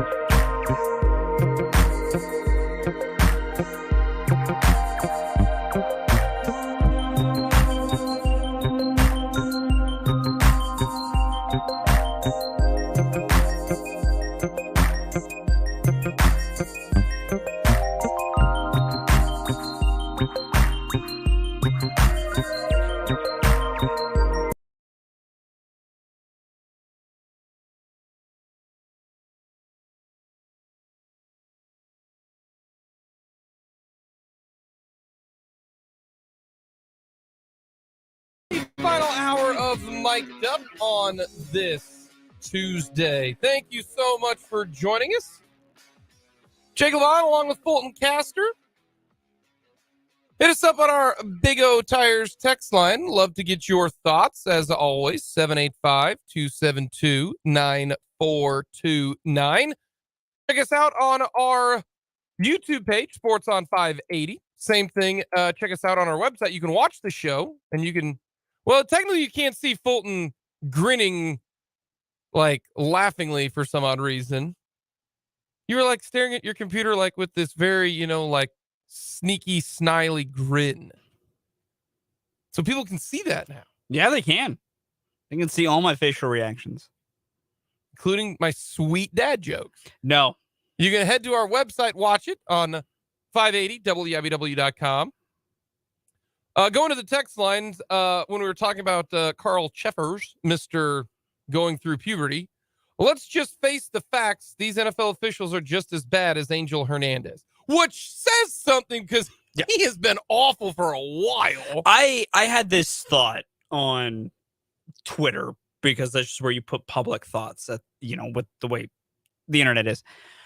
While I was watching the Chiefs game and just seeing these bad calls, does any professional sports league have good officials? I think that, seriously. No. I think the NBA has probably the best. I would agree. They probably have the best. And that is so. Have you ever been to an NBA game? I have not. It is incredible how fast paced that is. Oh yeah, incredible. But plus, I also just on that give the credit. The NBA has the most accountability for officials. Also, with the last 2-minute report. I don't know enough hockey. I don't know if hockey officials are good. I don't know. So I'm not going to comment on that. I will say I do not watch enough hockey overall to speak on that. The worst is the NFL. Number 2 then is baseball. Yes. And number 3 is the NBA. Baseball, I think overall, considering how many there are, they're good. I think they're better than the problem is there are like 7 or 8 who are just so bad that they bring everybody down, but they're still not as bad as the NFL. The thing with also MLB umpires, to kind of finish off officiating here, there's only one particular part of their job they are egregiously bad at. Yeah, and that is calling balls and strikes. Yeah. NFL officials are bad at numerous aspects of their job. Yeah. Umpires are good at pretty much everything else. Yeah. They just cannot be behind the plate. From the Big O Tires text line, do not know how Cheffers still has a job when you're not supposed to be biased. Exactly. And that goes back to that stat that we just mentioned, about the Chiefs being 1-6. And a texter said this, the chances of that happening are 5.5%. I knew they were 1-6 out of their last 7 games. I did not know about the 5.5%. It's hard to do. That's incredible. To go 1-6 in 7 games against the spread, that's pretty remarkable. But always enjoy the Big O Tires text line. We'll get to a little odds makers coming up. Well, let's talk some Royals baseball. I mean, the stove is hot. And before we could even get there, I said, let's talk some Royals baseball. And Fulton, I'm pretty sure, just hurt his neck muscles because he was shaking his head so hard. Okay. The Royals have signed Jordan Lyles to a 2-year deal worth $17 million. Okay. Now, before we do anything, we need to tell you about the pitcher, Jordan Lyles, because how do you know what you want? You got to know a little bit more about him. So we go to the best baseball website of all time. Here's our good friends at Baseball Reference. Jordan Lyles has played in the NFL a long time, or the NFL. That'd be hard to do. Major League Baseball a long time. He's played in 12 years. He's played 12 years for Major League Baseball teams. Most recently, this last year with Baltimore, where he had a 4.42 ERA in 179 innings. That is not atrocious, okay? It really isn't. Is that better than Daniel Lynch, Jackson Kowar, Chris Bubich? Hate to say this. Yes. Then he played for Texas in 21. He had a 5.15 ERA. He led the league in home runs. 2020, I don't care about because it was the COVID year. 2019, he played for 2 teams. At a 4.15 ERA. Not bad. Problem is, in 2018, he had a 4.11 ERA. So those are the last couple of years for Jordan Lyles. not terrible, but not great. 4.11 in 2018, 4.15 in 2019, 2021, 5.15, 2022, 4.42. So you're getting, would you agree with me, Fulton? Kind of a number 4-ish, probably more like a number 5, right? Yeah. If you go by he's not an ace. An ace is Justin Verlander. He's not a number 1. Honestly, last year, this is crazy to say, but Brady Singer was a number 1 last year. Not an ace, but a number 1. If you want to say he's a number 2, I'll buy it. Okay. A number 2, honestly, is Zach Greinke. That's a number 2. He pitched last year as a number 2. Now, he only pitched 150 innings. You'd like for your number 2s to pitch about 200 or 190 innings. Would you agree with that? Yeah. I mean, the days of where people go 220, they're waning. They're waning, yes. So that is what you're getting from, to me, Jordan Lyles, just on sheer ERA, how many innings you're getting. You are getting a number 4 on a bad team, a number 5 on a good team. The reason why the Royals like Jordan Lyles is this.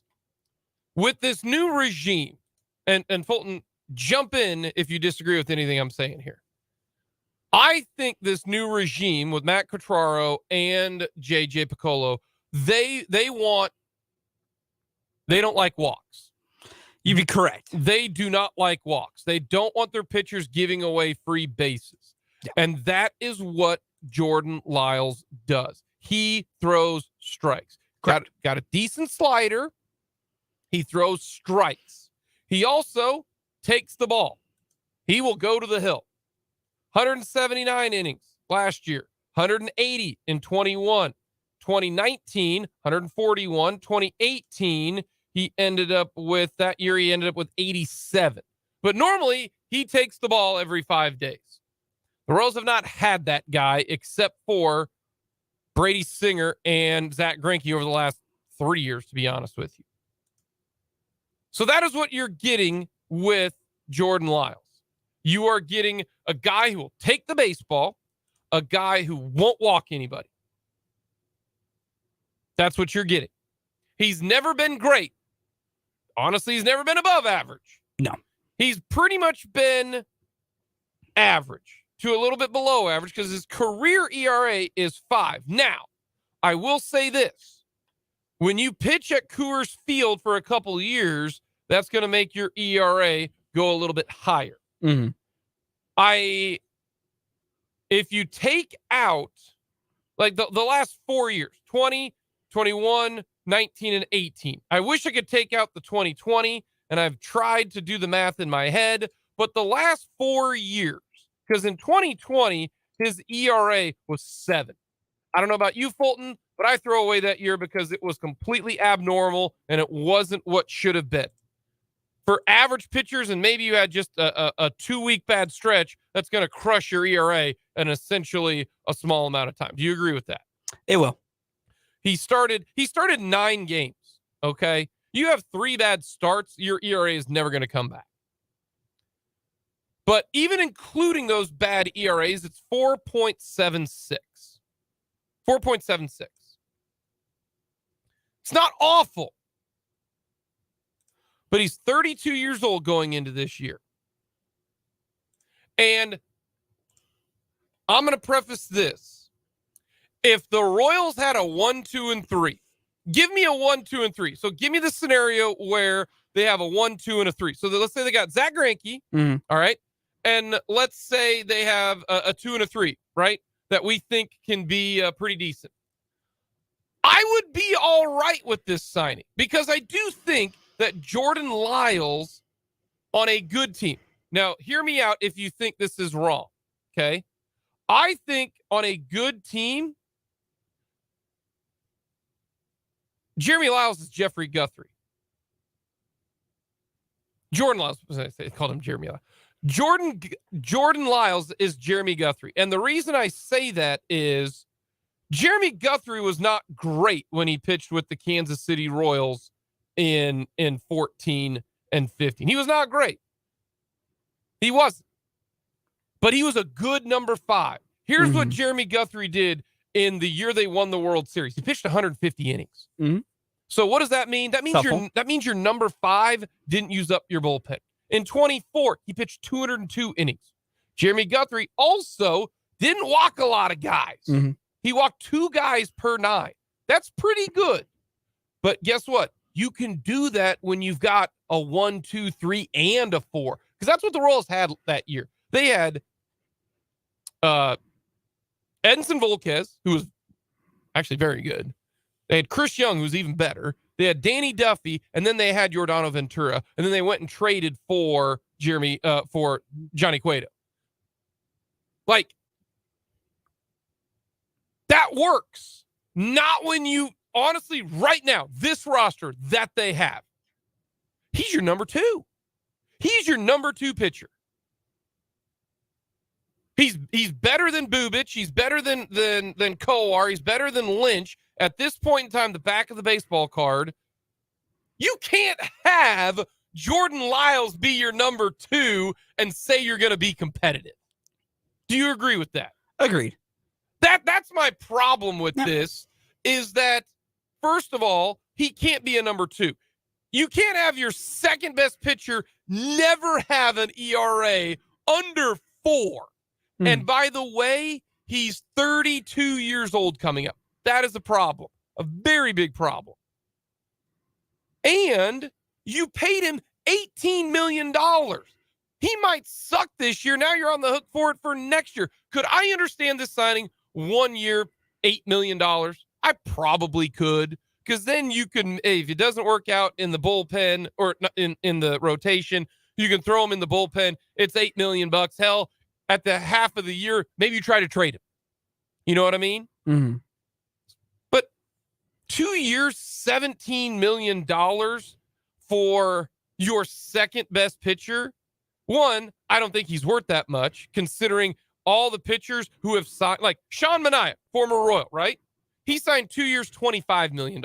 I would have preferred that, because he has got such a big and a higher ceiling than Jordan Lyles. There are so many pitchers who are around the same length when it comes to years and the amount of money.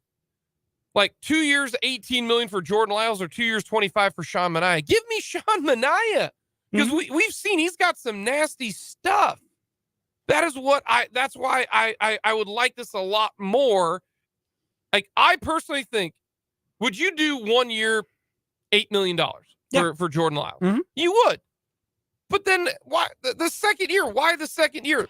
Because you don't have anybody else? Here's what I'm saying. Here's the thing, as we break down this whole thing. Here it is from a financial perspective, because I feel like there's a couple different things to break down with this. Our good friend David Lesky put this out on Twitter, and I think he brings up a good point. Bad teams pay a hidden bad team tax.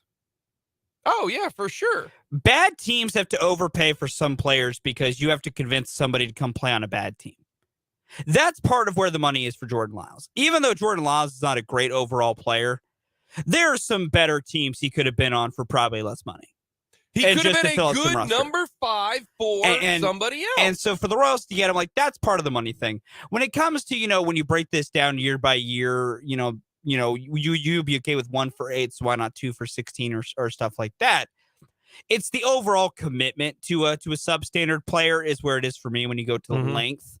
I'm okay if you want to commit to a substandard guy for a year just to fill out a spot on a roster. Because baseball contracts are fully guaranteed. The more years you put on, the more you are committing to a guy. And when you start committing more years to bad players, that's when you start to have different discussions. Real quick, I want to just say, we don't know how it's broken up. It might be $15 million this year. And nothing next year. We don't know if it's a pure split. We truly don't know. Here's where I want to go to some X's and O's of this. And I apologize to everyone in advance. There's about to be some real deep analytic numbers used here. They have a purpose. Fangraphs, which is a fantastic site for deep baseball analytics, has a stat they call run value for pitches. Basically, how many runs is your pitch worth? If it's a really high number, it means you are limiting runs on that pitch. It's hard to get a run off that pitch. If it's a negative number, it means this is worse than the average, and teams are getting extra runs because your pitch is so bad. And you're talking about specific pitches like a fastball, curveball, specific slider, pitch changeup types. Okay. This is important to an overall thing I want to get into here when it comes to Jordan Lyles. Do you know how bad Jordan Lyles' four-seam fastball was last year? Pretty bad. It was the third worst in Major League Baseball. Only Jose Barrios, who had a terrible year. Yeah, Barrios used to be really good. And Herman Marquez, I am sorry, Dan, had worse fastballs than Jordan Lyles. He had the third worst. His fastball was worth -9 runs, which means 9 extra runs were being scored on him off that pitch. You could have just stopped and said he's the third worst fastball pitcher in baseball. But basically, that's it. His changeup is the third worst changeup in baseball last year. Horrible. Yeah, not good. Where I will give some pause here, because I think it is important to try and search for the kernels of goodness to maybe put a spin zone on this. His slider was worth positive runs last year. Yeah, he's got a good slider. He does. His curveball was only worth -1 run, which I attribute when I went to his Baseball Savant page looking at his heat maps to location, because God, that curve had some bad location spots. I think part of this signing is the Royals need a veteran arm. The other part is, depending on what you want to do, there is a way to try and make this work and try and make him not terrible. Part of this that I've seen enough people to point out is he gives up a lot of home runs. It's always been kind of his bugaboo is home runs. He's now going to be playing a good chunk of his games inside Kauffman Stadium. Notoriously hard park to hit home runs in. And that should help. I would agree with that, and it will help. But he did give up 38 home runs at Globe Life. That's a big park. It's not a small park. It is easier to hit home runs. It was easier to hit home runs at Globe Life than it was to hit here at Kauffman. The other aspect for me is this, and I was talking to Dan about this earlier this morning, because when it comes to baseball, Dan and I are the two chat about the most. You bring Jordan Lyles in, and you maybe do it with the understanding to Lyles that, hey, if these young guys aren't a spot, you're going to the pen. Because he has worked as a reliever in the past. Yep. If that is understood, I'm cool with it. Because as I talked to you about, this signing means a couple of things, and none of them to me can be good in an overall process. One, I'll be brutally honest. I think this signing means Zach Greinke can come back. To me, this signing is this: you wanted a veteran arm. Instead of Zach, you're getting Jordan Lyles. Mm-hmm. There's been a lot of reports, especially from like John Heyman and others, that said the Royals are still in on Greinke. To me, this means Zach isn't coming back. It also means that Zach Greinke is probably worth a lot more than what the Royals, because he pitched on a 1-year, $13 million deal a year ago. This means a guy like Jordan Lyles, who's never had an ERA in the threes before. Zach Greinke last year, it's like 3.6 or 3.8? 3.62. 3.62. And he's, 87 years old. Yeah. So Zach's should command more, in theory, we're command talking more money. 1 year, $16 million. Which I'll be honest, I would still pay at this point. The other fact for me is this, and this is where I go to, I'm trying to understand the Royals' plan. You have young pitchers that you have openly said you need to figure out what you have, which you should have figured it out before this year. But honestly, that ship has sailed. I'm done rehashing that argument. We're beyond it. They screwed up. Let's move on. So you have to do it this year. You can't do that if you fill up your rotation with veterans. If they sign Greinke and they have Lyles, there's a good chance that is 2 of the 5 rotation spots. Oh, I think it's that's what it'll start out with, unless one of the young guys really shows up, which I would take. Mm-hmm. That, and then a third rotation spot's going to Brady Singer. Like that isn't a debate. He's your number 1. He's opening day starter. He should be. Yeah, he will. He will. Not after the year he had last year. He will. I'm with you. Okay, so that means you have 2 spots in a rotation for Daniel Lynch, for Chris Bubich, for Jonathan Heasley, for Angel Zerpa, for Jonathan Bolin, for Alec Marsh, for Jackson Kowar. You can go ahead and limit Kowar. But Royals have a new regime in, Jake. They true. might still try and make it work. That's true. That is 7 guys. So 7. How bad can they do that at the minor league level? Because here's the thing. I don't think they can. You conceivably could. But JJ Piccolo has been on record at the winter meeting saying our development problems at the big league level. So then he has openly said that's where he finds the Mm-hmm. problem, which means they don't get answers to their perceived problem unless the guys are playing at the big, like, this is my whole anger and frustration when it comes to them signing veteran starting pitchers. Like, this is where I get this level of upset, is the words of what they seem like they keep saying they want to do are not matching their actions. I look at this and I agree with you. We know that they can do really well in the minors. They've done that before. Yes. All of them have done that before. They truly have. And that's why I don't think Piccolo's wrong when he said our issues at the big league level. There were some people that scoffed at that. I don't think he was necessarily wrong. No. Because there's been good success for these young players. Jackson Kowar. At Jackson Kowar. Been the perfect Brady Singer example. fixed himself down in the minor league level. Daniel Lynch has looked good down in the minors. Angel Zerbaz looked good down in the minors. Chris Bubich has even at times looked good down. Like, and then they come to the bigs and it's been exactly. whoop. So, like, I'm not against Piccolo when he says our issue is that the big leagues, they stop developing. Like, I think he's right. But that means you need to get long looks at these guys at the big league level with Brian Sweeney and this new staff. Well, if you're going to do that, you need rotation spots. So I'm okay more with Lyles if Greinke doesn't come back. As much as I would prefer Greinke over Lyles, I don't want them both. Now, if Lyles becomes a bullpen piece and that's the real overall idea here, I will change my tune. If come spring training and leaving spring training, it's Lyles and Yarborough, they're bullpen guys. Because then that makes sense. Because then they're backup plans, which I'm cool if they're backup plans. But right now, it all comes more off of, well, we need to get our young guys figured out, but we're not going to properly plan to look at many as possible. You're not winning this year. You have to accept that. And that's there are two things with this that is they want to be competitive. You're not going to be competitive if you're trying to see if these guys are good. You can't live in that gray area of trying to develop or trying to compete. You have to pick one. And that's the first thing is we were told that they were going to compete last year. That was a big lie. That's my problem there. And so if you're going to try to compete, you should have gone after Stripling. You should have gone after Manaea. You should have gone after Bassett. Yeah, or Dylan Bundy or somebody like that. Yeah. So that's competing because those guys are better than your young guys. I also think that it might work out. Let's say they do re-sign, Greinke. You need 8 starters if you are a Major League Baseball team. You do. Yeah, you're going to get injuries and other things that come in. They're going to get poor performance. We want to pull a guy. So you need 8 starters. Yeah. That's the reason why the starting pitcher in this situation is if you put him in the bullpen, then he can be a bullpen piece with that nasty slider. I don't like it. I liken this to the Michael A. Taylor signing.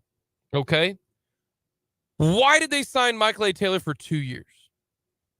Why did you do that? That was not smart. He had an outlier year, and you thought that was going to be the case. It wasn't. Now, I don't know if you know, but there have been rumors that the Royals are trying to trade Michael A. Taylor. The problem with Michael A. Taylor is he is he's just a guy, and you wasted money on Michael A. Taylor. Can he do the job? Yeah, but he's not going to do it great. He's great defensively, but we all know that's not the issue for the Royals. The issue is hitting the baseball. They gave him 2 years. They gave him 2-year contract. Jordan Lyles, same situation. If he is a bullpen guy, and they go out and they get Zach Greinke, and it's Brady Singer, Zach Greinke than two others who have found it and figured it out, perfect, okay? Or even if he's your long reliever or kind of the spot starter, I'm okay with it. Except you're paying a long reliever and a spot starter $18 damn million. This would be like paying a kicker $10 million. Would you ever do that? Hell no. This would be like signing a running back to a 3-year deal worth $30 million if you are the Chiefs. Is that smart? Is that smart how to spend your money? This can work out on the field. I think it could. Lyles can be in the bullpen. We know they need bullpen help. Maybe that can work. Great. You just signed a guy to $8 million to be a third guy out of the bullpen. You know what I mean? Like, that's my problem. The biggest problem is you gave him a 2-year deal worth $18 million. He's not good enough to make this team good. He's not good enough to make this team competitive. That's not going to happen. So that's my problem. If the Royals had 4 other good pitchers, this is a great signing. Give me a guy who's the 5th starter who can chuck up 190 innings. That means every now and then, like last year. Last year he pitched 137. That was Greinke. Hold on, let me pull up. He pitched 179 innings for Baltimore. He went 12-11. You're telling me I can get 12 wins from a number 5 starter? That is awesome. That is absolutely awesome. I know wins is a bad stat. I understand that.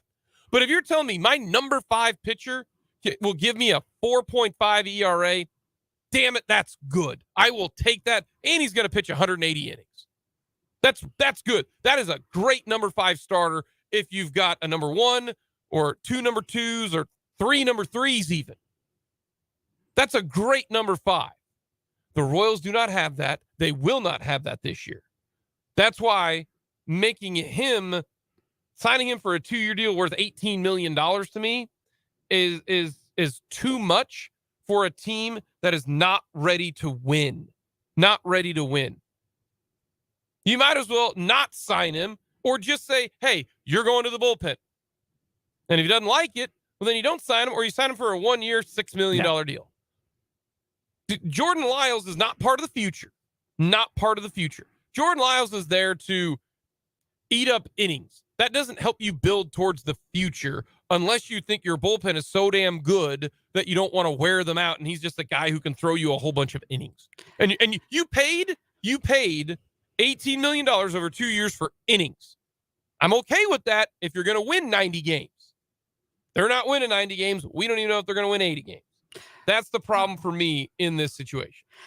I said this to Dan, and this encapsulates my entire thoughts with the signing as a whole and everything. This is just such an uninspiring signing. That's what this is. If they don't sign Greinke, like that's the whole thing. This all to me, how this works out, this all stems on if they get Greinke, because Greinke can help you win. I think Greinke can help you win if you have a number. This is, to me, the perfect situation. I still don't like the signing because I'll explain it. Singer year 1, Greinke year 2. You have a 3 and 4 who surprise and have good years, then move Lyles into the number 5 spot. Or you have 2 other guys and then you just rotate in to try to figure out that number 5 spot. And the Rays have been very good on moving people up and down from AAA to AA that they can find a way to make it work, or AAA to the bigs. That maybe you got enough of those guys that you can find out that number 5 star. Maybe your number 4, your number 3, and your number 4 are Lynch, because I think he's got the best stuff. And your boy, he's not your boy anymore. But let's say it is Bubich, okay? Or your 3 and 4, and they're having okay years. Then you take that number 5 spot and you just rattle it through with Heasley and Hernandez and Castillo and Bolin and Zerpa and Marsh. You can find a way to finagle that up and down, being the 5th starter, and then you've got Lyles in at the pen. Then you just spent $18 million on a pen guy who's never been in the pen. That's my problem. So they can make it work on the field, but to me, financially, this doesn't work at all. At all. Especially when I can spend $3 more million and get a way better pitcher. Way better. That's what's frustrating. Coming up next, we got a little odds makers, and we'll get to a little Chiefs versus Seahawks.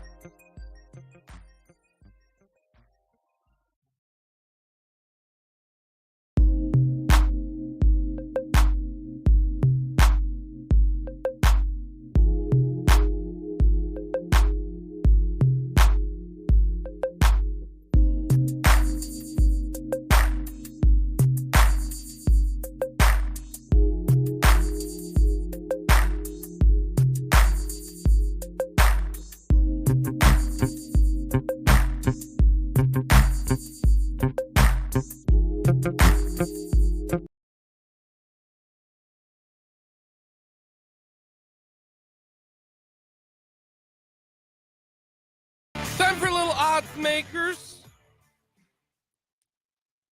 What are the odds KU wins the Big 12 regular season? I'm going to increase these odds from last time. What was your odds last time? 40%. Oh, I was higher than you on this one, Yeah. I think, if I remember. I said No, 45. because my logic was 40 to KU, 40 to Baylor, 10% Texas, 10% the field. Okay. I'm upping this to about 49% KU. Watch every team in the Big 12 play basketball. KU plays a better brand than anyone else when they're clicking. And I understand the logic of have they really played anybody since they lost to Tennessee? Texas Southern ain't it. Seton Hall's not great. Missouri are frauds. And Indiana is pretty good. 14th is kind of A on their ranking. I understand that logic, and I won't dispute it. And we're not going to learn really anything about KU, honestly, until late January when they start facing TCU and Baylor, and then they play Kentucky, because their opening part of Big 12 play is really weak. Mm-hmm. You know, they got Oklahoma State, they got Texas Tech, who I think is really kind of, going to be more down overall. They got West Virginia that I don't really believe in. Oklahoma, Iowa State, they play Kansas State. It's going to be a minute till we really learn. But watch this team play basketball the last 4 games.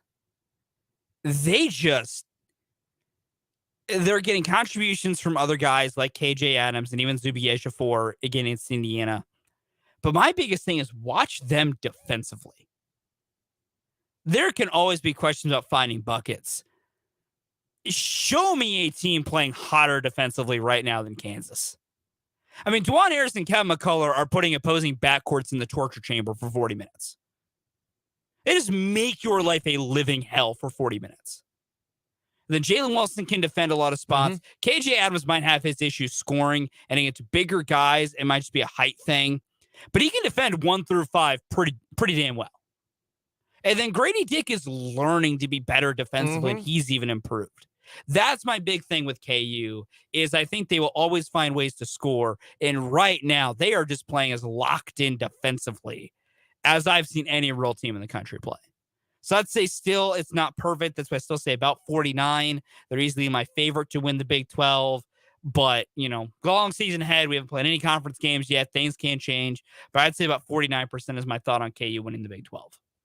I'm at 50. I think it's a coin toss. I do. I don't think Baylor's as good as people originally thought they would be. So I'm gonna say 50-50. I think KU, and then honestly, everybody else compiles the other 50. It's KU 50, the field 50. Yeah. I mean, that's fair. Just watch it how good they play. They played well. They've played so well. Got a college basketball one for you here, Jake. What are the odds K-State makes the NCAA tournament? I'm at 30%. Lenardi's most recent bracketology has the Cats in. Really? Yeah. I believe as a 10 or a 7. They're on either side of that line. A 7? That's comfortably in. Let me take a gamble. Let me pull this up here real quick. Just so so you have all that data, because data is important. Yes, go to our friends at Bracketology, because man, that's already started to come out. Also in Lenardi's list, Bracketology, KU jumping up to the 1 line for the first time this year. Yes. Right now, in the most recent update of Joe Lenardi's bracket, which was updated today. This is today's update. In the Midwest region, K-State would be the 10 seed taking on Marquette. They would be the 10 seed. Wow. Okay, the 10 seed that's still kind of pretty much in. That's not the bigger part is that's not on the bubble. No, 11s are on the bubble. 10s are pretty much in. Like he's because Lenardi has of course. Is he in the first 4? Are they the first 4 out? No. Yeah, they are not part of the last 4 buys or the last 4 in, obviously. Oh, so they're comfortable in. They're in as of now for Lenardi. Yeah, because if they're not part of the last 4 buys, then they're in. Yeah, they're not on the bubble. Wow. Overall, I will also say Lenardi has 9 Big 12 teams in the field right now. 9 of 10. Oklahoma State out? I believe so. I have not fully looked at this bracket, and which means I have to just stare at a bunch of names for a minute. But I'm like 98% sure it's Oklahoma State who's out. Yes, because Oklahoma State is part of the first 4 out right now. Wow. Which that's the other part. Lenardi right now has 9 Big 12 teams in, and the only one that isn't in is part of the first 4 out. Wow. Big 12 is by far the deepest conference, no question. Yeah, it is. But overall, back to the main point here. Back to the original question. What are the odds K-State makes the NCAA tournament? I'll go 43%. Okay. I'm willing to go to 40 for K-State. I need to see what K-State, as of right now, I'll say 43. But I need K-State to play better competition 2 straight weeks, because that's what they're going to do. Yeah. Technically, they're going to do it 18 straight weeks, because not 18 straight, 9 straight weeks. Yeah. Because the Big 12 is a monster. So I'll say 43. Because I think they're playing well. I'm willing to say 40. And then unlike KU, we're going to learn a lot about K-State early in their Big 12 schedule, because their first Big 12 game is West Virginia, which will be a test. West Virginia and John Ogden's teams are always, a test, no matter how good they are overall. But then K-State's second and third games in the Big 12 conference schedule are at Texas and at Baylor. Mm-hmm. That is in the same week. They go to Austin and they go to Waco.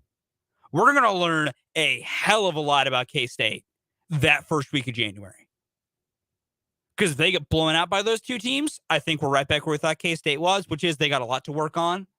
They might not make the dance, but they got potential. Even if they go 0-2, which I think they'll go 0-2 in those 2 games. But if they play both those teams close, K-State is miles ahead of schedule.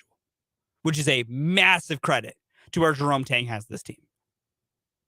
That's to say about 40%. I can't believe Lenardi's got them in. They're right now a 10 seed. They are a 10 seed. That just shows you how weak the college basketball Might also is. just tell you how much Lenardi thinks of Kansas State. I know. Wow. They got a difference maker in Keontae Johnson. Yeah, you they gotta have a difference maker. Difference makers are key to very many things. They are important. But I mean, Kansas State's 50th in Ken Palm. They moved up to they They're were at 50th. They were at 54 when they beat Nebraska. I believe so. Yeah, they moved to 50th. Like, the numbers don't hate K-State. Could all change when they start playing really significant competition. But K-State right now is exceeding expectations. Yeah. We'll get time out. We'll get to a little Patrick Mahomes is the best player in the NFL, and don't forget it.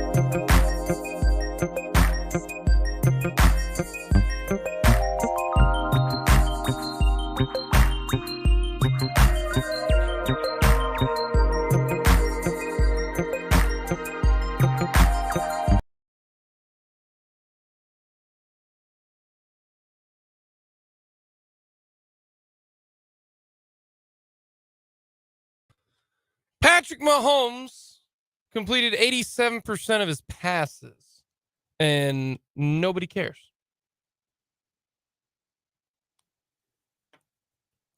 It's the best completion percentage from an NFL quarterback throwing it over 40 times.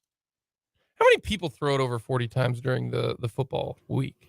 That's a good question. We should really look into that. Thank you. I'll dig into that. I got some time. Like, I'll take some time and really look into real that this quick. year. Okay, look up 2 games, and I'll look up 2 games. Okay. Okay. So, but don't look up one that you know they did. So like, I mean, you know that the Vikings, someone threw it 40 times there. That's So fair. here, I'll look up Cincinnati and you know the Giants and Washington didn't. Here, I'll look up Tennessee, Los Angeles, 2 teams that might make the postseason, and Cincinnati, Tampa Bay. Okay.